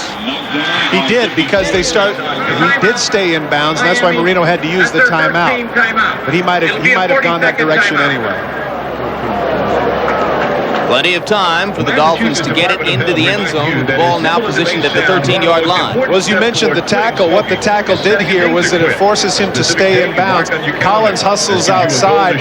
Too late. There he's down. He is. Good call by the official right there. He's down in bounds, hence the reason the clock continues to run. So the Dolphins used the first of their 3 timeouts. They'll have 2 remaining. And Bernie Kosar and Don Shula, along with Doug Peterson, chatting with Marino. You look at the ticker. It shows you scores of other games. San Diego back to within a point of Seattle. Denver with an 8-point lead, 14-6 over Cleveland. Indianapolis looking for a win over the Jets, which would further tighten the already suffocating AFC East. Raiders, Harvey Williams again. New nickname in L.A., Todd, 100-yard Harvey. Ooh. As opposed to long neck, right? Danny Green's got his Vikings rolling again. Marino into the end zone, misses Jackson. Guyton behind Jackson. If Dan could have made a perfect throw. Dwayne Sabb finally getting some pressure on Marino before he released. Play that they've been saving for here. Jackson with a little bit of a post move. He needed to take him just a little bit farther inside, but as you mentioned, Marino overthrew it. He doesn't have the personnel that he wants. He wants a regular situation. He had 3 wides. He wants regular formation to run this particular play with 2 wides and 1 tight. And the strategic situation, it's 3rd and 5. So now he calls timeout because he wants to get it straight. So they use the next to the last timeout. They'll have 1 remaining. And Dan's right. The 3rd and 5 play is critical. They miss on this, they'd be forced to go for the field goal. Well, what they had in that situation is they ended up going with technically a 3-wide deal anyway. They flexed Keith Jackson out as the 3rd wide receiver. Coming up, it's the Domino's Pizza NFL Live Halftime Report. Greg Gumbel and Mike Ditka bringing you up to date with scores and highlights of all the action from around the NFL. Did you see that the Dallas Cowboys barely squeezed by the winless Cincinnati Bengals? Well, the thing that's interesting to me about that and how it pertains to our game, Jim, is, of course, the New England Patriots over the last couple of games. In 7 games, their games have been decided on an average of their wins by 3 and their losses by 4. It just goes to show that adage about any given Sunday. Arguably the best team in the National Football League plays arguably the worst team in the National Football League. It's 23-20. You never know. Dallas, Cincinnati. Parcells saying that there is no magic formula to winning close games, though with this team, New England, the beginning would be limiting turnovers. And Bledsoe has had 2 more interception throws today, leaving Al Groh and the defense in a precarious position here as they trail 6-3 and try to keep it from getting to 13-3 before halftime. Miami 1 of 8 on 3rd down today. This is 3rd and 5.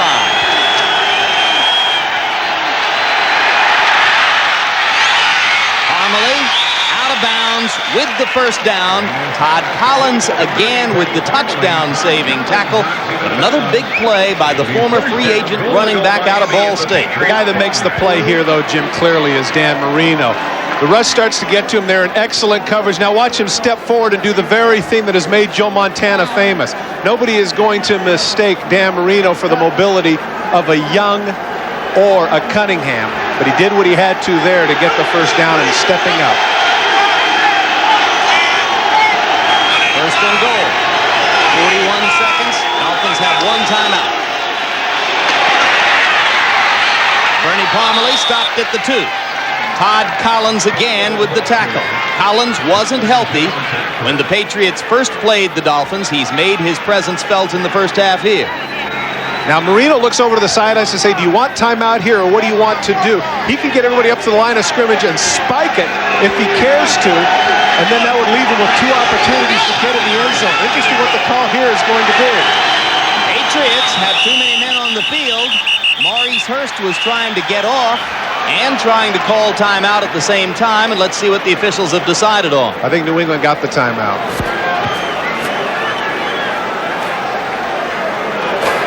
Timeout, New England, prior to the snap.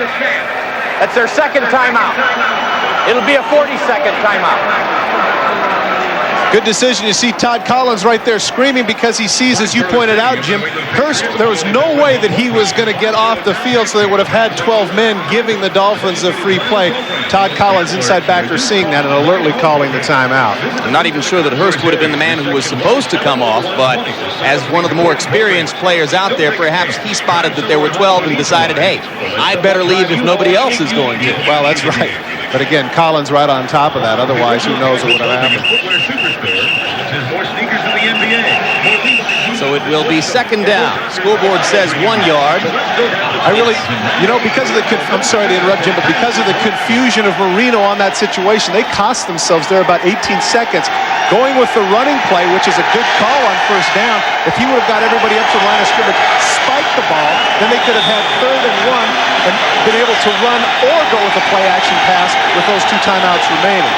Now they're under the gun. They have to throw here because if they run and don't get it, double tight ends. Now Jackson flexes out into a slot. They give it to the fullback, Byers, and he's in the end zone for a touchdown. Going right behind center Jeff Dellenbach. And Dellenbach helped to get the push against the smallish New England defensive line. Well, that was risky business there, Jim, going with the run, but give credit to Gary Stevens and Don Shula and the offensive staff of the Dolphins. They spread everybody out. They've been throwing the ball from that situation. They hand the ball to Byers, who up to this point I don't believe had a carry in the game. Primarily the running game had been Bernie Parmalee. Surprising everybody, jumps over the top for the 6. Stoyanovich to add the point and make it 13-3. 7 seconds still left before halftime. So the Bledsoe interception off a pass tipped and then grabbed by defensive end Jeff Cross sets up a Miami touchdown, the first of the game for either side, and suddenly it's Dolphins 13, Patriots 3. Everybody spread out. They're coming with a blitz to the outside. This is totally unexpected. Keith Byers jumps over the top of Jeff Dellenbach in for the touchdown. He's got to feel pretty good about that. Be sure to visit the Patriots Pro Shops located on the north. Excellent defensive first half for the Dolphins. An excellent defensive first half for New England comes a cropper as they're unable to keep the Dolphins out of the end zone here. Well, the deal there, Jim, is as you pointed out earlier, they're spending way too much time on the field. The New England defense. The offense has just not generated anything, and that's going to be interesting at the beginning of the second half as to whether or not New England abandons their running game, goes to the free-flowing, throw it down the field kind of approach that they've had earlier, or if they stay with their game plan. And the sometimes stormy relationship between Parcells and Bledsoe promises fireworks at halftime. Well, Jeff Cross is the guy who ends up making the big play, but it's Marco Coleman who puts the pressure from the outside, forcing the errant throw. In fact, Cross is the only guy who doesn't have much of a pass rush. And you see this happen from time to time. The guy doesn't get the pass rush. He stays back, watches the quarterback's eyes. In this case, great opportunity for Jeff Cross, and he makes the most of it. Remember when Minnesota had the great front four, the Purple People Eaters? Was it Gary Larson who always hung back in the middle while Marshall and Eller and Page were rushing passer. And I remember also later in his career with the fearsome force of the LA Rams, Merlin Olsen did a lot of the same thing. Pete Stoyanovich to kick it away for the Dolphins. Thompson and Kroon deep for the Patriots. Stoyanovich kicks it along the ground. It's picked up by one of the up men. And it'll be down at the 42-yard line. 3 seconds left on the clock for Bledsoe and company. Now, I never understand this. I still don't understand the squib kick. Now, if the returner is a Tyrone Hughes or an Eric Metcalf, someone of that ilk, then I understand the squib kick. But here you don't have the dynamic returner. Now you've got a situation here at the 41-yard line where conceivably Bledsoe can get the ball into the end zone as opposed to if they're on their own 20, then more than likely there's absolutely no chance of that happening. But instead, this is so much for that. So it is Miami 13, New England 3 after a first half dominated by defenses on both sides. We'll be back with the Domino's Pizza NFL Live halftime report after these. Bring it back live to Foxborough Stadium where the Dolphins have a 13-3 halftime lead over the New England Patriots. I'm Jim Lafley with Todd Christensen. Dan Marino's ticket to the Hall of Fame already assured, Todd. As for young Bledsoe, I guess he's not ready quite yet, huh? Well, again, we talked early on about all those projections, and he's going through a bad period. He struggled 2 weeks ago against the Jets with his lowest yardage total, and clearly in the first half he has struggled in terms of numbers, not just with the interceptions, but his inability to do anything. Take a look at the passing yards for the Patriots. They're only 49 total passing yards. That's very unacceptable where that offense is concerned, and because they've yet to really establish the running game, I would anticipate they've got to do something much. The Dolphins have a 13-3 halftime lead over the New England Patriots. I'm Jim Lafley with Todd Christensen. Dan Marino's ticket to the Hall of Fame already assured, Todd. As for young Bledsoe, I guess he's not ready quite yet, huh? Well, again, we talked early on about all those projections, and he's going through a bad period. He struggled 2 weeks ago against the Jets with his lowest yardage total, and clearly in the first half he has struggled in terms of numbers, not just with the interceptions, but his inability to do anything. Take a look at the passing yards for the Patriots. They're only 49 total passing yards. That's very unacceptable where that offense is concerned, and because they've yet to really establish the running game, I would anticipate they've got to do something much different here in the second half to get going. Critical number in the Coors Light halftime stats, those 2 turnovers, both of them interceptions. The arm of Bledsoe, numbers 12 and 13 of the season. O'Neal kicks it off for New England to start the second half. O.J. McDuffie takes the football at his 5. And McDuffie comes all the way back to the other side of the field and almost finds the wall before going down at the 28-yard line. Let's quickly go to Will McDonough down on the field. Yeah, Jimmy, I talked to Don Shula when he came off at the half. I walked him up to the dressing room. I asked him how they were so effective against Drew Bledsoe. He said the number one thing in their game plan was to get pressure on Bledsoe. They're blitzing him more than they usually do. Ron Cox in the middle has done a great job. Brian Cox rather blitzing him. They're keeping 5 guys after him the whole game. I know Bill Parcells told his players to step up and make some plays in the second half when he talked to them. Back to you, Jim. All right, thanks, Will. Parmalee and Byers behind Marino on first down. This is Bernie Parmalee, who had 41 yards rushing in the first half and jacks that number up to about 50 before Maurice Hurst makes the stop for New England. 9-yard gain, second down 1. Quarterback comparison in the first half, Todd. Well, the fact, besides the 2 interceptions and only the 50 yards passing, the fact that he only threw the ball 13 times indicates the fact that the defense for New England was on the field far too long. Dolphins had the football more than 10 minutes in the second quarter. They give credit to Parmalee for 10 yards on first down, so it is another first down, and Parmalee again finds room. What a talent. Out to midfield before Harlan Barnett makes the stop. This guy was delivering for UPS 3 years ago, Todd, and looking to get a shot. Well, the thing that he does well here is that he sees that things are clogged up a little bit, quick enough to cut back against the grain, now cut inside at 5'11", 205 pounds. He's deceptively strong as he breaks through some arm tackles and gives the Dolphins a first down in midfield. 13 carries, 64 yards now for Bernie Parmalee. Remember, he had 30 carries for 150 yards against the Raiders 2 weeks ago. Just across midfield, Parmalee again. And it's going to be a gain of about 2 before Vincent Brown makes the stop from his linebacker position. We talked about Parmalee's journey from UPS delivery man to starring for the moment in the National Football League. What does he think of that progression? It's been a long road, but I've been patient, and the coach has been patient with me also. and it just gave me the opportunity, and I just wanted to go in there and do what I can do to help the team win. Jim, this reminds me, a couple of years ago when I was at the Super Bowl in Pasadena between Buffalo and Dallas, I ran into John Mackey, who had finally had his Hall of Fame induction. His response to me, I said, "Does it bother you you've waited this long?" And he said, "No, Todd." He said, "Good things come to those who wait." That certainly was the attitude personified by Bernie Parmer, a young man who certainly could have been bitter through the fact that the Dolphins have hardly had a stellar running game over the last couple of years. In fact, 1978 is the last time they had a 1,000-yard rusher, a fellow named Delvin Williams. And so you could figure that Parmalee might have argued, gotten through his face, demanded to be traded, but he did none of that. And now it's his turn. First down toss from Marino to Keith Byers. Lose the chains again now as the Dolphins take it inside the 40 to the 39-yard line. Vincent Brown making the stop one more time for New England. He's been very busy today.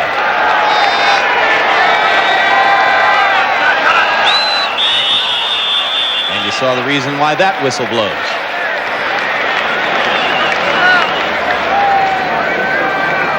"16 years since the Dolphins have had a 1,000-yard rusher. In fact, here's a look at the only 3 running backs in Dolphin history to have reached the 1,000-yard mark. A couple of pretty good players there in Zonka and Morris. Zonka, of course, over 8,000 yards in the Hall of Fame. Mercury Morris, second in the NFL career with regards to average per carry at 5.0, behind Jimmy Brown at 5.2. And, of course, Delvin Williams, we mentioned earlier. Parmalee again. Flag goes down as the Patriots stop him for a gain of about 2. And you saw that statistic which indicated that Marino has never had the privilege of playing with a 1,000-yard rusher since he came into the league. He's the man who apparently lobbied hard with Don Shula to get playing time from scrimmage for Parmalee. Terrific special teams player. Offense, 10 yards, still first down. Burt Widener's 3rd penalty of the day. That makes what he's done all that more remarkable now that you mention it. The fact that he has not had a 1,000-yard rusher. Of course, when you look at the others, Dan Fouts had Chuck Muncie and Ernest Jackson. Joe Montana, of course, had Wendell Tyler and Roger Craig. Fran Tarkenton had Chuck Foreman. Correct. And before that, Dave Osborne and Bill Brown. On first down and deep for Marino. He tries to get some of it back, throwing to Parmalee. Todd Collins makes the stop for New England, and incidentally, Parmalee, because of the workload he's getting from scrimmage, has not played on any special teams units so far today. Well, that certainly makes sense. You've got your big stud. You want to rest him for when it counts. Todd Collins now with his 10th tackle in the game on Bernie Parmalee. And it was interesting with regards, we'll get later, Parmalee's comments with regards to the whole idea of playing both offensive special teams. 21 yards to go. Ball at the 50. They got to get it to the 29 for a first down. Blitz coming. Marino sees it and delivers. No receiver there. Another safety blitz for New England. And that's the second time when that happened. He just completely threw the ball away. We remembered that earlier. Now Al Groh has a situation where it's 3rd and 20, and my guess is that there's no way that they're going to go with a blitz here. Go with a 3- and 4-man rush and cover with his dime package. Patriots had a surprising 23 sacks total coming in. They've been getting it by spreading the wealth, using blitzes, getting everybody contributing. They have not sacked Marino today. Well, interesting point there. You mentioned 23 sacks leading the National Football League by 12 different people, so you're right. They really do spread it around. 4 wide receivers now on 3rd down and forever. And they throw underneath to Mike Williams. He's got a lot of running room. And a first down inside the 30 to the 27-yard line before Corwin Brown finally stopped him for New England. A 25-yard pickup on 3rd down 21. This is an absolutely awful call on the part of Al Groh. You've got 3rd and 20. Why do you want to blitz? Why is it you want to come with a safety blitz here and set up a screen so when he cuts to the middle of the field, it's going to be wide open? They come with the blitz. They have the flanker screen. Cuts to the middle. There's nobody there. Absolutely nobody there. You've got 3rd and 20. Why in the world would you blitz? Go ahead, give him 10, 12 yards, make him punt. Bad decision. Groh having a great day on the Christensen log right up until that moment. Gives it up there. On first down, the throw in the flat. And Byers is down near the 10 to the 12-yard line before Hurst and Brown made the stop. Well, again, Keith Byers has been doing this all day, and Marino is very content to throw the ball in the flat and let people like Keith Jackson and Keith Byers make the plays. Basic 6-yard throw, he turns around, there are no blue shirts. Look at that. He actually runs about 8 yards before there's any contact at all. Gain of 14, Marino to Byers, 9th year out of Ohio State. Byers, one of 8 former first-round draft choices on the Dolphins' offensive unit. 7 of them at the skills positions. Parmalee. And he has a gain of about 6 before Todd Collins again makes the stop. It'll be second down 4. And again, you got to say, Todd, what a talent this guy is. Well, one of the things here is we mentioned how long New England had been on the field defensively. Take a look at the tackling now. There's a collision there. There's a guy. 2 people had their hands on him, arm tackles. And look how he's just running through people now. Certainly give credit to Parmalee for keeping his legs going and being powerful. But the New England defense, Jim, is tired. 15 carries, 91 yards against the Buffalo Bills. Then 30 carries, 150 yards against the Raiders. And he is pressing up toward 100 today. Marino on second down. Touchdown. Great call.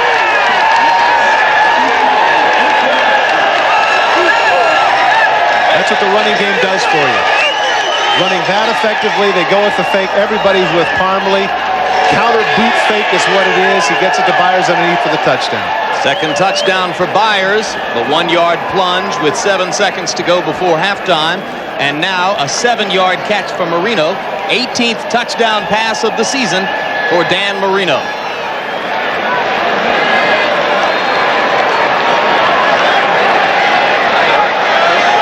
To add the point and try to make it 20-3. That would put a lot of pressure on Bledsoe and the Patriot offense. Already has. And 20-3 it is. So with 8 minutes, 48 seconds to go in the third quarter, the Dolphins cap off a drive on their first possession of the second half and lead 20-3. Foxborough Stadium, 8:48 to go in the third. Miami now leads 20-3 after Keith Byers' second touchdown of the day. Byers now 7 catches, 65 yards, and a touchdown. Stoyanovich prepares to kick it away. Corey Kroom and Leroy Thompson are deep. Al Groh working with his Patriot defense on the sideline.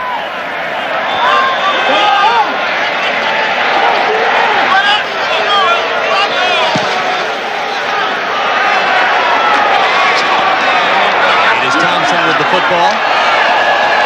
Cuts back inside, gets across the 25 to about the 27-yard line. Good coverage by the Dolphin kickoff team, and we'll be back. Clearly the key play of the last drive, 3rd and 21. Flanker screen to the left. You see the safeties coming. Bad decision because then Mike Williams cuts to the middle of the field and enables him to get the very 3rd and long. That, of course, sets up the touchdown. Take a look at the fake by Bernie Parmalee coming this way. Guards pull, and so all the blue shirts go this way. Willie McGinnis comes in on the blitz. He gets fooled, and Byers comes underneath in the flat, enabling Marino to hit him for the easy touchdown.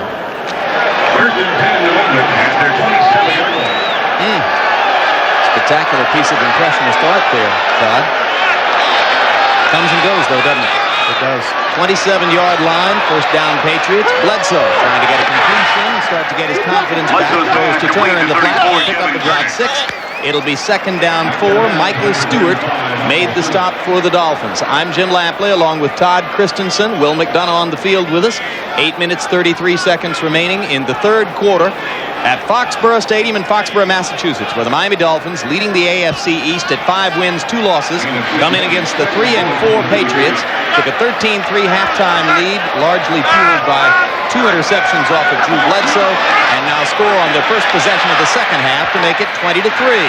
Bledsoe throws complete to Kevin Turner, and Stewart again makes the stop as the Patriots appear to run the same play for the same yardage on a first down. Well, I think the point that you made is trying to get his confidence back, getting some easy completions with the flat route. There's an offsides penalty that they'll refuse. Kevin Turner giving him a first down right around the 40, and a little confidence, as you mentioned. Nose tackle. Penalty is refused. First down. Trying to wipe out some of the memory of those 2 disastrous first-half interceptions. One set up a field goal and the other a touchdown. Chuck Klingbeil jumping out just a little bit too quick. Not Klingbeil, rather, it was Bowens. I think here's a situation, too, that we really haven't mentioned as much as we probably should have. The absence of Vincent Brisby has certainly affected Drew Bledsoe in terms of throwing to the outside receiver. Huge.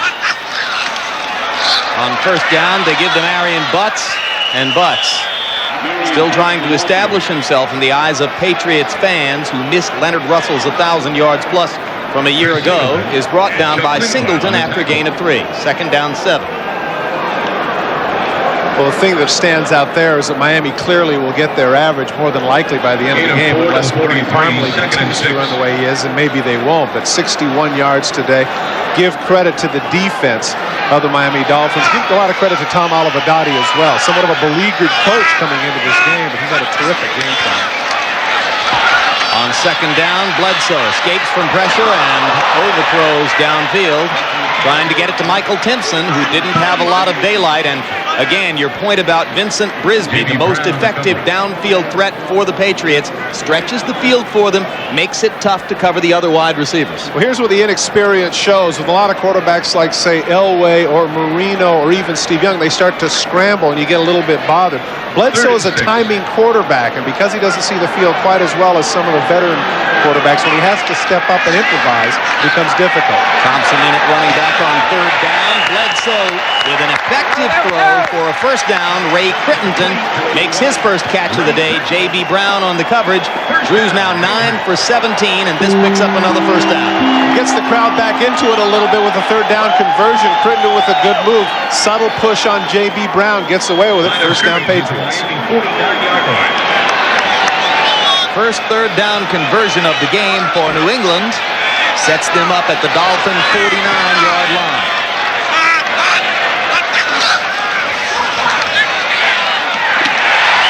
Good throw.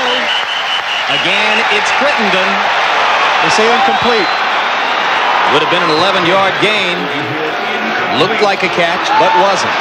Atkins there on the coverage for the Dolphins. Well, Crittenden's wondering. Let's take a look at the end of the play. Where does the ball end up? Look at the left of your screen. Crittenden comes over, makes the catch. Does the ball drop there? Can't tell from that angle. Looked like a catch to me. Take a look at this angle. Watch where the ball is. Does it ever squeeze out of his elbow? Yeah. Right there. Good call. There it is. Absolutely right. Officials right on top of it. Good job. Second down. Bledsoe wants to go deep to Timpson. He is blanketed by Troy Vincent. All the way, and there's the key to the Dolphins' rapidly improving pass defense, is the coverage of former Wisconsin star Troy Vincent. 2 weeks ago, the Miami Dolphins were basically 80% in man coverage against the fastest group of wide receivers in the National Football League, the Los Angeles Raiders. Here, as you mentioned, Jim, stride for stride, right with him, right with Timpson, almost comes up with the interception. Bledsoe with a terrific throw right where it should have been, but so is Vincent. Right there, perfect coverage by the man from Wisconsin. Nickel defense on for the Dolphins. Steve Hawkins, number 80 in the game for the first time for New England at wide receiver. Bledsoe gets rid of the ball to Leroy Thompson, and Thompson can't make a play for the first down as Frankie Smith, number 29, made a terrific tackle. He really did, because in that situation, there was nothing but green grass on the other side of the hash mark. Cutting back against it was Thompson, and Smith gets him down. Now at 4th and 5, down 17 points. Parcells feels like they have to go for it. They're not able to convert fourth downs into first downs against the Jets. They missed on their first half try. I know they made it on the first half try. Bledsoe's quarterback sneak. Then he gave it up on the interception. 4th and 5 here. Off the hand of Michael Timpson. Vincent, I should say, there again on the coverage. And the Patriots will surrender the football at the 45-yard line. Not much pressure. Drew Bledsoe has plenty of time. Timpson gets open by a step, just overthrows and sidearms it a little bit too far. As a result, another failed 4th down conversion.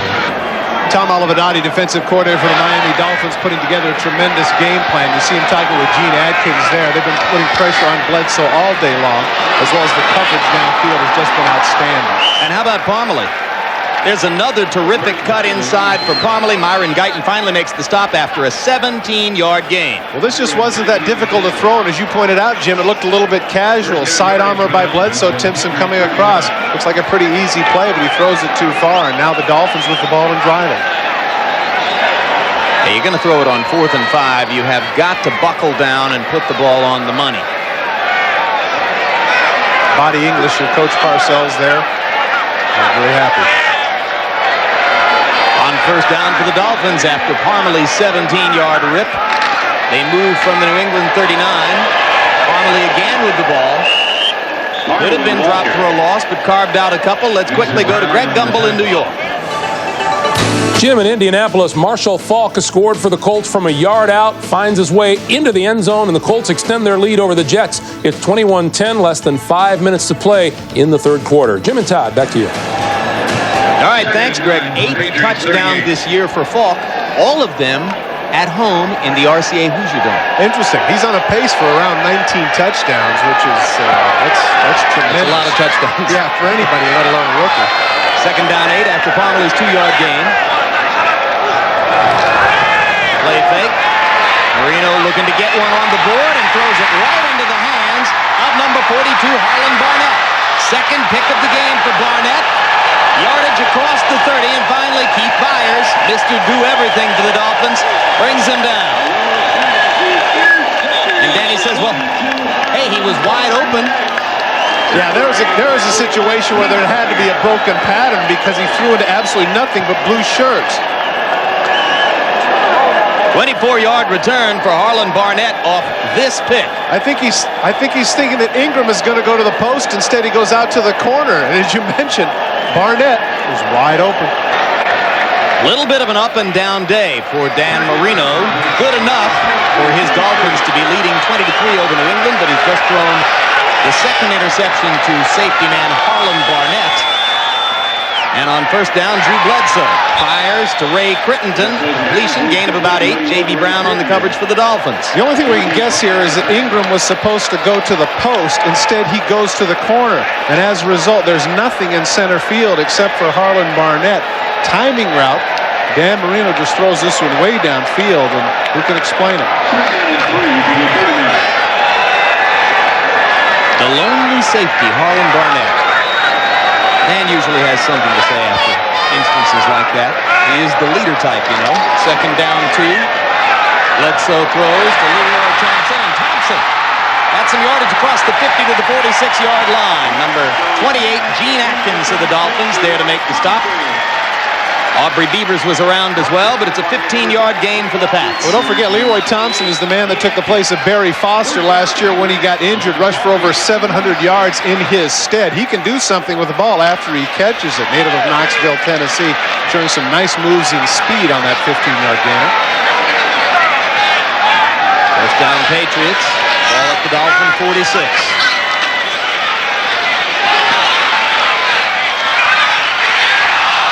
In and out of the hands of Timpson, way downfield. Troy Vincent was there on the coverage. Big opportunity for New England, and Timpson simply couldn't hold on. Corner route. Short corner coming over to the side. There's Ben Coates. Great effort. Just couldn't quite come up with it. Jets getting back into it with Indianapolis. I'm sure Greg will keep us up to date on that. Raiders and Houston tied up. Couple more quarterbacks hurt this afternoon. Stan Humphries apparently out, as is Vinny Testaverde for the moment. Second down 10 for the Patriots. Screen. Thompson. Terrific play from behind by Chris Singleton, a former #1 draft choice of the Patriots, who dropped Thompson for virtually no gain. Let's quickly go to Will McDonough. Before the game, Leroy Thompson came up to me. He said, "Will, you on the air today?" I said, "Yes, I am." He said, "Well, I just learned that my wife Keisha went into labor. She's in the hospital in Knoxville, Tennessee. Please tell her that I love her, and I'll be home as soon as I can right after the game." Back to you, Jim. Congratulations in advance to Leroy Thompson, hoping that everything turns out well for Keisha and the next addition to the Thompson family. On third down 9, Drew Bledsoe throws off the hands of the normally ultra-dependable Ben Coates. Coates stretching and not quite able to hold on. It would have been a first down. Well, we had anticipated calling this name a lot, but the Dolphins have done an excellent job of containing Ben Coates. Aubrey Beavers bumps him there, maybe a little bit past 5 yards. And again, in fairness to Coates, the ball a little bit overthrown. Bledsoe certainly struggling with his accuracy today. And on 4th down 9 with the football at the Dolphin 45, the Patriots trailing 20-3 cannot afford to punt. They've converted 1 of 2 4th down tries.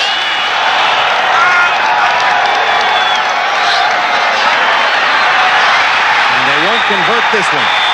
Jeff Cross, number 91, along with Larry Webster, number 79, Craig Beasy, number 94. It's the second sack of the game for the Dolphins. Well, again, a little inexperience here. Just throw the ball away. Don't give them the extra 15 or 20 yards to set up. The Cross just beats Rucci on that play. That's the second big play for Cross, who, of course, earlier in the first half had the tip and the interception. A bewildered Bill Parcells, his Patriots trail 20-3. Among Drew Bledsoe's 20 starting performances in the National Football League, his performance against the Jets 2 weeks ago was judged by newspapers here to be the second worst, bottomed only by a game against Pittsburgh last year. On 1st down now, Bernie Parmalee has a gain of about 7 for Miami. We'll continue the Bledsoe story, but first, Greg Gumbel in New York. Jim, in Indianapolis, Bobby Houston of the Jets dropped an interception for a sure touchdown on the very next play. Mo Lewis picks off Don Makowski and returns 18 yards for the score. With the 2-point conversion, the Colts lead is down to 3 over the Jets at 21-18. Jim? All right, Greg, those pesky Jets. And we get back to the story of Bledsoe. This may yet rank, Todd, right there with those Pittsburgh and Jets outings. Well, as you saw those numbers, 13 for 26, less than 200 yards, and 2 very costly interceptions. Less than 100 yards. Less than 100 yards, excuse me. And speaking of 100, Bernie Parmalee is right on the verge now with 18 carries for 98 yards. Prior to that one, Dwayne Saab makes the stop, and if they credit him with 2, he will have 19 carries for 100 yards to this point. That makes him the first back since 1991 when Mark Higgs did it to have back-to-back 100-yard games. 3 years. It's a long time between back-to-back 100-yard games. And his performance right now is imperiling Higgs' place on the Miami roster. He's inactive again this week. That's also imperiling his place on kick coverage for punt and kickoff. Don't look for Bernie Parmalee to be doing any of that anytime soon. That might have been obliterated already. Here goes Keith Byers looking for the 1st down yardage, and he's got it before Chris Slade makes the stop for New England. A 9-yard gain for Byers, and the Dolphins are starting to carve the Patriots up on the ground. Utah pass, as it's known, or shovel pass, depending upon your vantage point. Byers having an absolutely outstanding day. So call it another catch for Byers, and the 3rd quarter comes to a close with the Dolphins leading 20-3 over the New England Patriots. We'll be right back after these messages from your local station. That expression tells you everything you need to know about New England's position in this football game against the Dolphins. We go into the 4th quarter with Miami leading 20-3. Bernie Parmalee is now securely and squarely over the 100-yard mark with that carry, and we'll bring you back here after Greg Gumbel brings us up to date in New York. Greg? Jim, in San Diego, Seattle jumped off to a 7-0 lead. The Chargers have come roaring back to score 21 unanswered. Natron Means 5 yards here, but the Chargers have lost quarterback Stan Humphries with a dislocated left elbow. 6.5 minutes to play in the 3rd. They lead this game 21-7, Jim. Fascinating. Thanks a lot, Greg. That means we're going to see a lot of Gail Gilbert in the Chargers uniform the rest of the year, right? And it means we're going to see a lot of carries by Natron Means, is what they're also. His workload's going up. 8-yard gain by Parmalee on 1st down. Now he has about a yard on 2nd down before Aaron Jones makes the stop for the Patriots. Dolphins just trying to run some clock now and move forward toward what looks like a likely victory over the Patriots. And that is a very key statistic for the Miami Dolphins. Everybody knows going into the 1994 season that Dan Marino in the passing game is crucial to their success, but they needed something to offset it. Now Bernie Parmalee has provided them with that. Early in the season, Kirby had a 100-yard game, and we had a chance in Green Bay, Jim, to see Irving Spikes, who is certainly a confident back. And I would say that Bernie Parmalee has slammed the door on that competition, at least at this point in the season. Yeah, he has turned Spikes into a role player, and Kirby's stint on the injury list is momentarily forgotten. Marino to Fryer. Will it be another Dolphin 1st down? Flag is down. PI one way or the other. Hurst on the coverage for New England. Terrific throw by Dan, one of his best today. Offensive pass interference, number 80, 10 yards, repeat 3rd down. deep hook route. Actually, it's the comeback route to the outside, and he pushes off on Hurst. And Marino's trying to argue that with the side judge. Watch number 80 and take a look at the hands. Misdirection. He wants to go to Byers underneath. Look at the push right there. Pushes him backward. Good call by the official. Not quite subtle enough by Irving Fryer. Not subtle at all, in fact. One of the stronger wide receivers in the league, and he used that upper body strength there. Fascinating compliment to Fryer I saw, incidentally, in print this week. Don Shula saying he's as good a blocker as any wide receiver who's ever lined up in this league. Covers a lot of territory. Remember that Shula coached Paul Warfield. Third down, 12 yards to go. Ball at the 32. Marino in and out of the hands of Fryer. Hurst again there with the coverage. I don't know. I think there are a lot of guys that come to mind.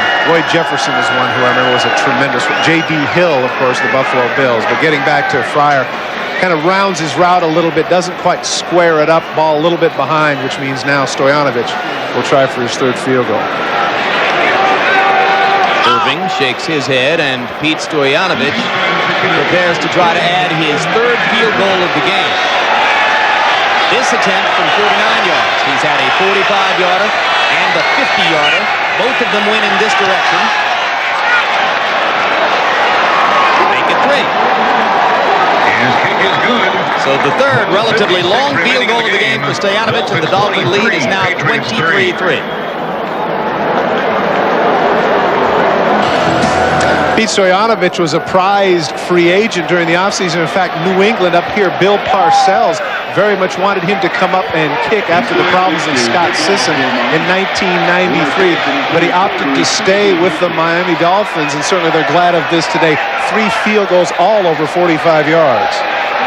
Now 5 for 7 on the season for field goal attempts over 40 yards. Stoyanovich prepares to kick off to Thompson and Kroom.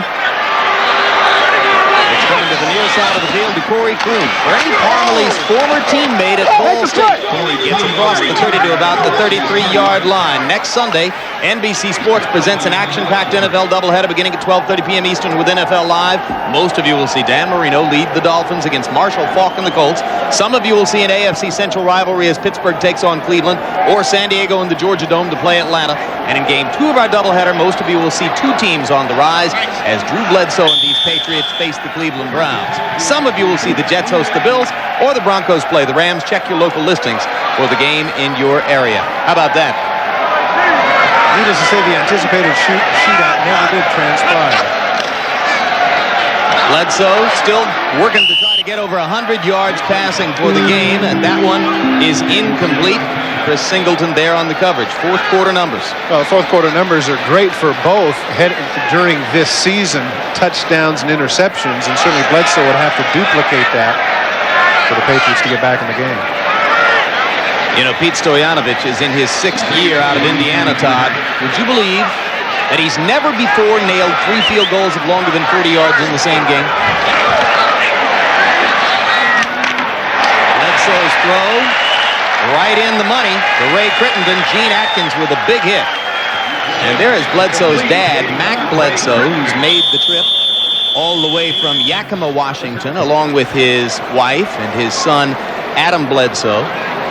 And they have a momentary cause for celebration. You saw Patriot owner Robert Kraft right in front of Mac Bledsoe, and Drew just completed one for 12 yards to Ray Crittenden, which has given the Patriots a first down. J.B. Brown is down. We'll check on him, and we'll bring you back. Along the way to bring you within yards. Nose tackle Tim Goad of the New England Patriots waiting along the sideline and hoping that the Patriots won't have to go on defense too many more times or for too long. They've had trouble controlling the Dolphins since midway of the second quarter and trail 23-3. Patriots, after a 12-yard Bledsoe to Crittenden pass, have first down at the 46-yard line. Bledsoe again, and it's almost picked off. Steve Hawkins was the intended receiver. Aubrey Beavers there on the coverage. One of the ways in which Bill Parcells liked to stay on top of his quarterback, Drew Bledsoe, is by teasing him that younger brother, Adam Bledsoe, is a better thrower. Well, he's got a younger brother that throws it better than him. His name's Adam Bledsoe. He's a high school junior, so I don't know whether we can put him up there with Larry Bird and those guys yet when he's got a younger brother that throws it better than he does. at Eisenhower High School in Yakima Wash. On second down, Bledsoe completes to Kevin Turner, and Troy Vincent makes the tackle. There's Adam, seated next to Patriot owner Robert Kraft, who turns to him and says, well, what about 3 years with an option for the 4th? I'll guarantee the first 2 or 3. Well, based on what he did the other night, maybe he'd have an argument. J.B. Brown back in the game for the Dolphins. He was only gone for a play. And Kevin Turner has first down yardage before he stopped by Chris Singleton. Now, during the bye week, Drew Bledsoe had regular practices with the Patriots, but last Friday, he got out of practice a half hour early so that he could fly all the way from Boston back to Yakima Wash.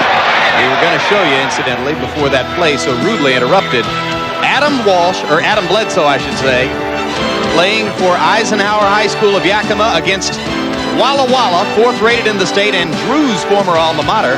And that touchdown pass by Adam Bledsoe gave Yakima's Eisenhower High School the 10-6 upset over Drew's alma mater, Walla Walla, while Drew watched on the Yakima Eisenhower High School sideline. Did you capture all that, Todd? Yeah, it looked like he was watching it on the monitor. He certainly enjoyed it. Flags fly as Turner again gets the call from Bledsoe. That was a second down 10 play, so now the officials will sort it out. Don't know if you got the gist of all that, but the bottom line is Drew went home last week, and his parents are here this week. Number 94 offside, 5 yards, still second down. So the Bledsoe family is becoming something of a mileage factory for the moment. Craig Veazey getting the penalty call there. 94 right in the middle. There you see, crosses the ball. You know, it's interesting with regards to that Bledsoe family. That has to be exciting for Drew to come home and see his younger brother doing as well as he did. And, of course, for the entire family, it's got to be a thrill to see what their son is doing here in New England, despite his frustrations today. Penalty flag goes down as Michael Timpson was downfield. You got the close-up shot of Atkins. We believe the flag may have gone against Troy Vincent, who's had such a terrific day in coverage for the Dolphins. Deep slant route by Michael Timpson. Now they're going to say that the ball... Holding, offense, number 61. Defensive pass interference, number 23. The penalty's offset. Will replay second down. So holding Cratch, pass interference Vincent, replay the down. Again, the deep slant. Here comes Timpson over the middle. Vincent in pretty good coverage as he get there before the ball. That was... that was... Fortunately, it turned out to be a no-call. Second down 5. Turner in motion from fullback. Bledsoe over the middle to Leroy Thompson. Another terrific tackle by Brian Cox. Looks to be a little short of the first down. It really was a nice tackle. Thompson clearly a lot quicker and faster than Cox. Take a look at number 51 in the middle of your screen. He has him in man-for-man coverage, just does the little circle route cutting underneath. Now he thinks he's going to outrun him, but Cox has the hands squarely between the 3 and the 6 and brings him down cattle style. Remember the old tearaway jerseys? Remember when, particularly Oklahoma and Texas would play in those jerseys. If you touched them, they fell into confetti. Yeah. When Earl Campbell went through about 5 or 6 of those a game. Oh, yeah.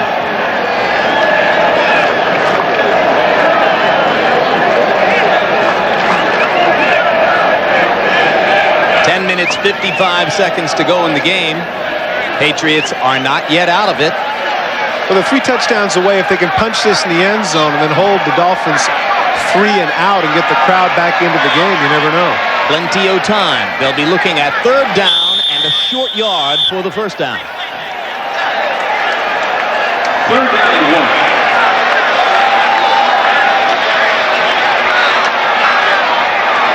And what do you do on 3rd and 1, Todd? Play action, or is that a cliche at this point? I think at this point you can see by the way they're set up defensively, that's what they're waiting on. They got it. What a catch. 3rd interception of the game thrown by Bledsoe, and Troy Vincent has a gift pick as the Patriots all too predictably tried to take advantage of the down and distance situation on 3rd and 1. They were obviously coming back to go for it on 4th down, but now no chance of that. Back in Foxborough, 10 minutes, 29 seconds to go in the game. Dolphins leading 23-3. Now, many of you are going to leave us to join the Jets and the Colts in progress. And on the other hand, a lot of you are sticking with us. So if you're still here, you're still here. Burt Widener out of the lineup at guard now for the Dolphins. Chris Gray comes on to replace him at right guard. On first down, the give is to Bernie Parmalee. And Parmalee has another significant gain before Mike Pitts makes the stop for the Patriots. Call it a 6-yard pickup, make it 2nd down 4. There's Bledsoe on the sideline. Bill Parcells said to us that he is a quarterback who is still hurting his team as often as he's helping it. I say you're like the basketball players. You know, you get your 25, but the guy you're guarding gets 30. So, you know, you have to be careful. If you know, you're doing some things, but it costs your team to do those. On 2nd down, Parmalee again with the football, moves toward the chain, and may or may not have the first down. Tim Goad made the tackle. Today, Todd, it's more like Bledsoe is getting 11 or 12 points and giving up 30. Yeah, no touchdowns, 3 interceptions, just a little bit over 100 yards in passing. But again, I still think as badly as he has been, as inaccurate as he has been, the credit goes to Tom Olivadotti and the defense of the Dolphins. Indeed. Great coverage by Vincent and Atkins and J.B. Brown and others back there. Pretty decent pass rush on Bledsoe much of the day. It's given Dan Marino and Bernie Parmalee and the Dolphins a chance to play fairly conservatively. And there's Keith Byers running with the football for the Dolphins. Goad and Pitts made the stop for New England. Tim Goad and Mike Pitts on the stop. There's Tom Olivadotti. You know, for a number of games early in the season, and particularly for the first game of the season, he was absolutely excoriated in the press for Bledsoe's 400-plus yard game and 4 touchdowns, wondering what he was going to do and how he was going to change things up. Well, the main weapons in that game, Bledsoe, Coates, Timpson, have been relatively quiet today, particularly Coates. 2 grabs up to this point.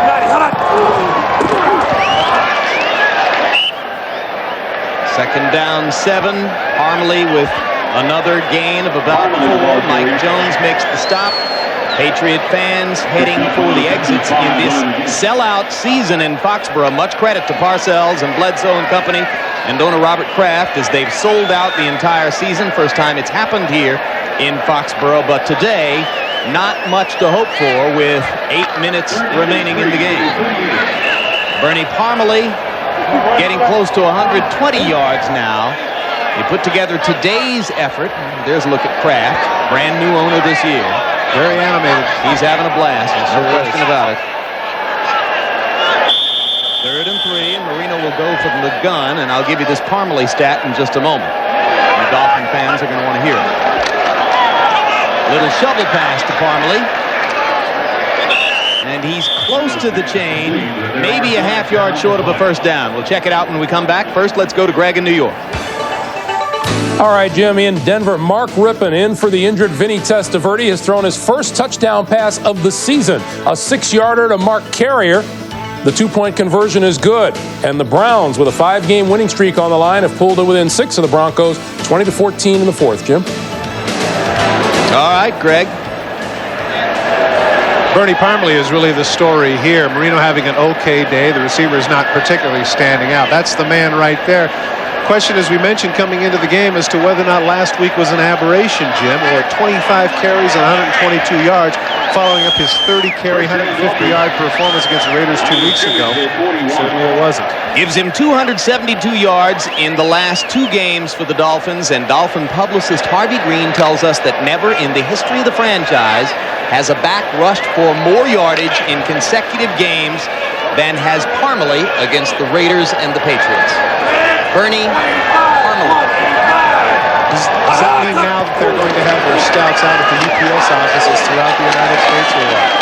Well, it means that they may be scouting more actively for ball players at Ball State. Well, the interesting point here is that inevitably this happens in organizations, Jim. You have high draft picks. You have to put these people in because they have to justify your expenditure. Here's a guy who's a free agent who never gets his opportunity until later than he really should have. And now certainly he's proven that he's a player. And the irony, as I was mentioning in the first half, the Dolphins have 8 former first-round draft choices on the offensive unit, 7 of them at the skilled positions. But it is Parmalee, the former unrestricted free agent, who's now making the difference. And Parmalee goes off the field. Irving Spikes comes on and gets a carry. There's a flag down as Mike Pitts makes the tackle. Again, Irving Spikes, let's also make the point, he was a free agent as well. Someone who was outstanding in the preseason, over 40 yards per kickoff return. And after the first game of the season against the Patriots, when they had no running game, they went to Spikes against Green Bay, had something like 70 yards in about a quarter and a half. Offense number 62, 10 yards, repeat second down. But they ended up injuring his knee, and that turned out to be fortuitous for Bernie Parmalee because he was injured. Now he steps in, and maybe Irving Spikes will be the, dare I say it, the Wally Pipp of running backs? Well, he's a Pipp. There's no question about that. Gladys.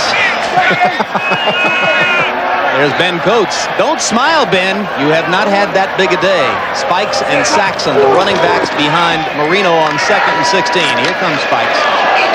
He shouldn't have been a free agent either, Todd, because they should have known he was going to be a star. He comes from Northeast Louisiana, the school that all of a sudden this year seems to produce more potential All-Pros than Notre Dame. Yeah, it's amazing. And you know what? When you see a Spikes or you see the people come out of the small colleges and do well, I think that also might add to people's thinking with regards to someone like Steve McNair for the Heisman voting, saying to themselves, okay, maybe the competition doesn't look that good, but look what these people have done on the next level. So maybe it is legitimate that the guy's that good. McNair, McSchmear. How about Arnold Mickens of Butler? Over 2,000 yards already this year. 3rd down, 13. Spikes.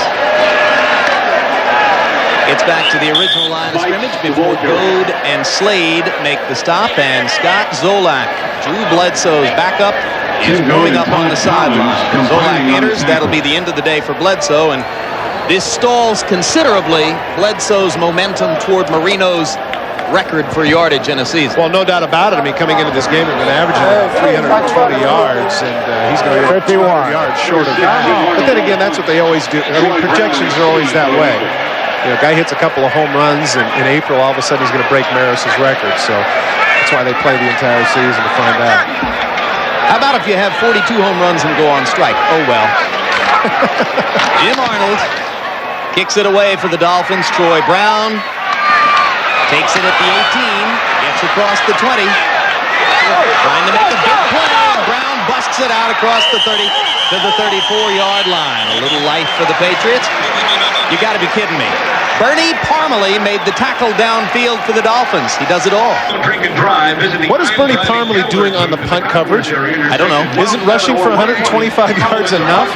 He's on the punt coverage, makes the tackle, comes over to the sidelines, and I believe he's icing his wrist.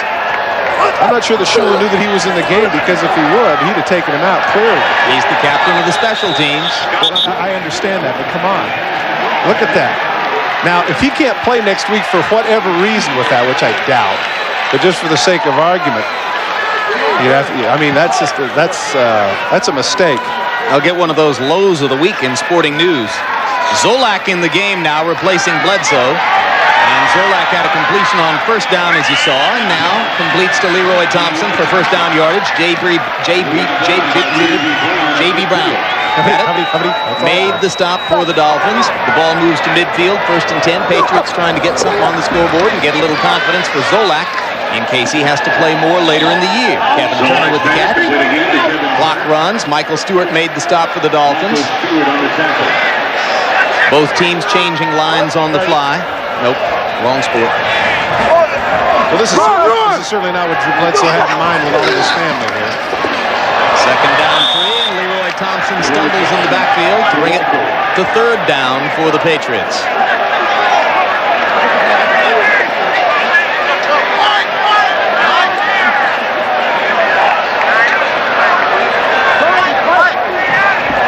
So it's 3rd down 5 now for Zolak and the Patriots, trailing 23-3.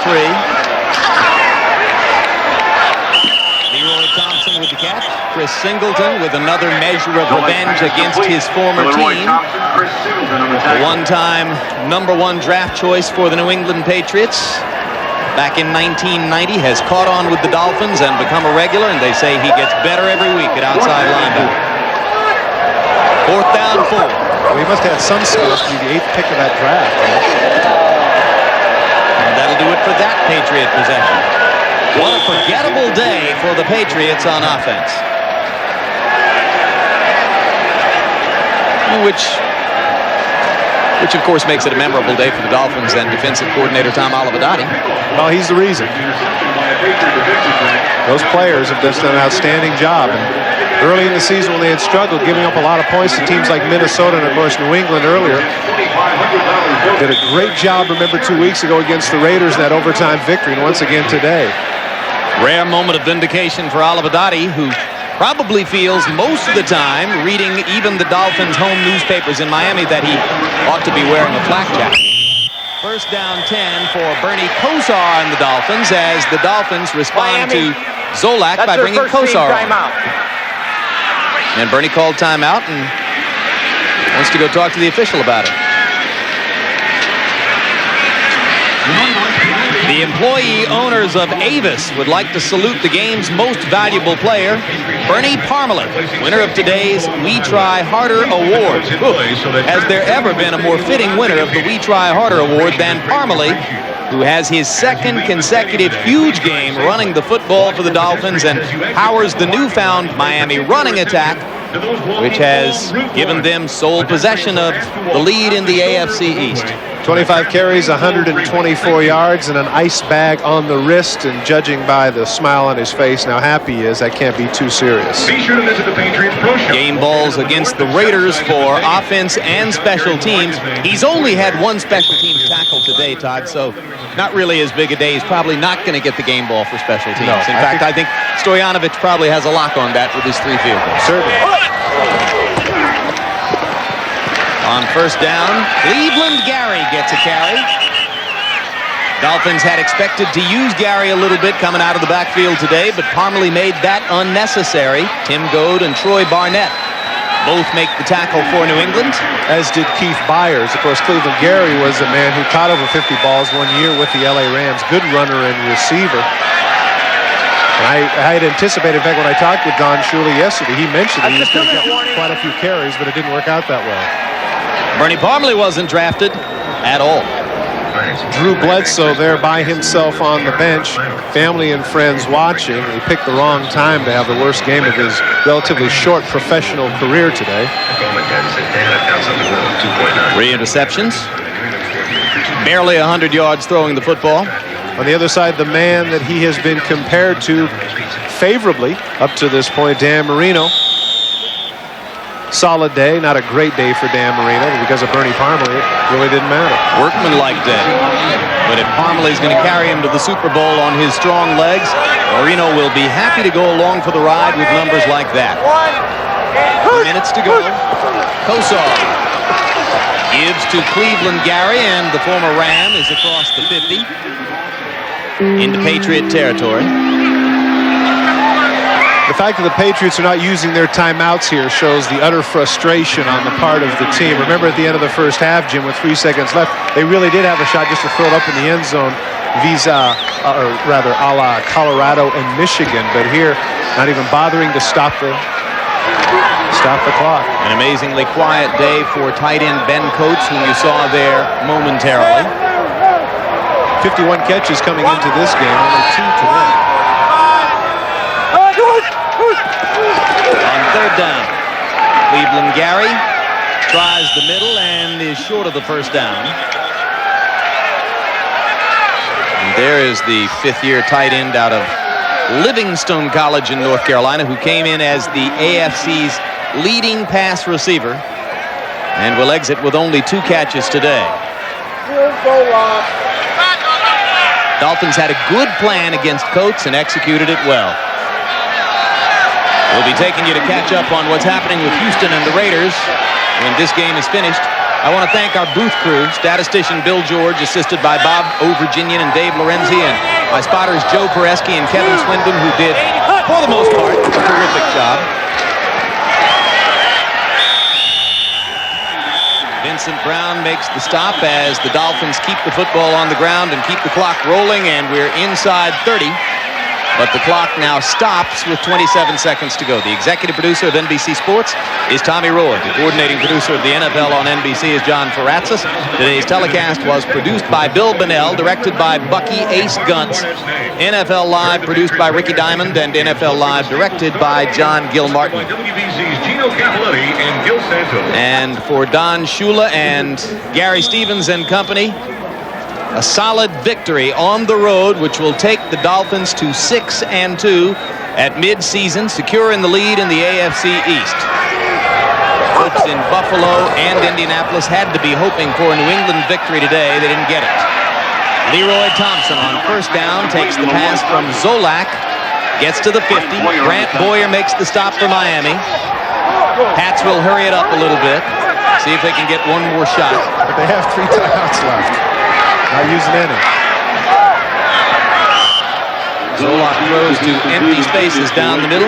Ray Crittenden was the intended receiver of record. And Drew Bledsoe has the baseball cap on and nasty memories to take home from this one. Well, they discussed how this was really a pivotal game, and it's turned out to be just that. Don Shula has to be extremely happy with the way his team has played. No longer completely dependent upon Marino to save every game for him. All right, we're going to join the game between the Houston Oilers and the Los Angeles Raiders as soon as this clock reaches 0, and it does. So the Miami Dolphins have beaten the New England Patriots 23-3. Let's now join Dan Hicks and Bob Gold.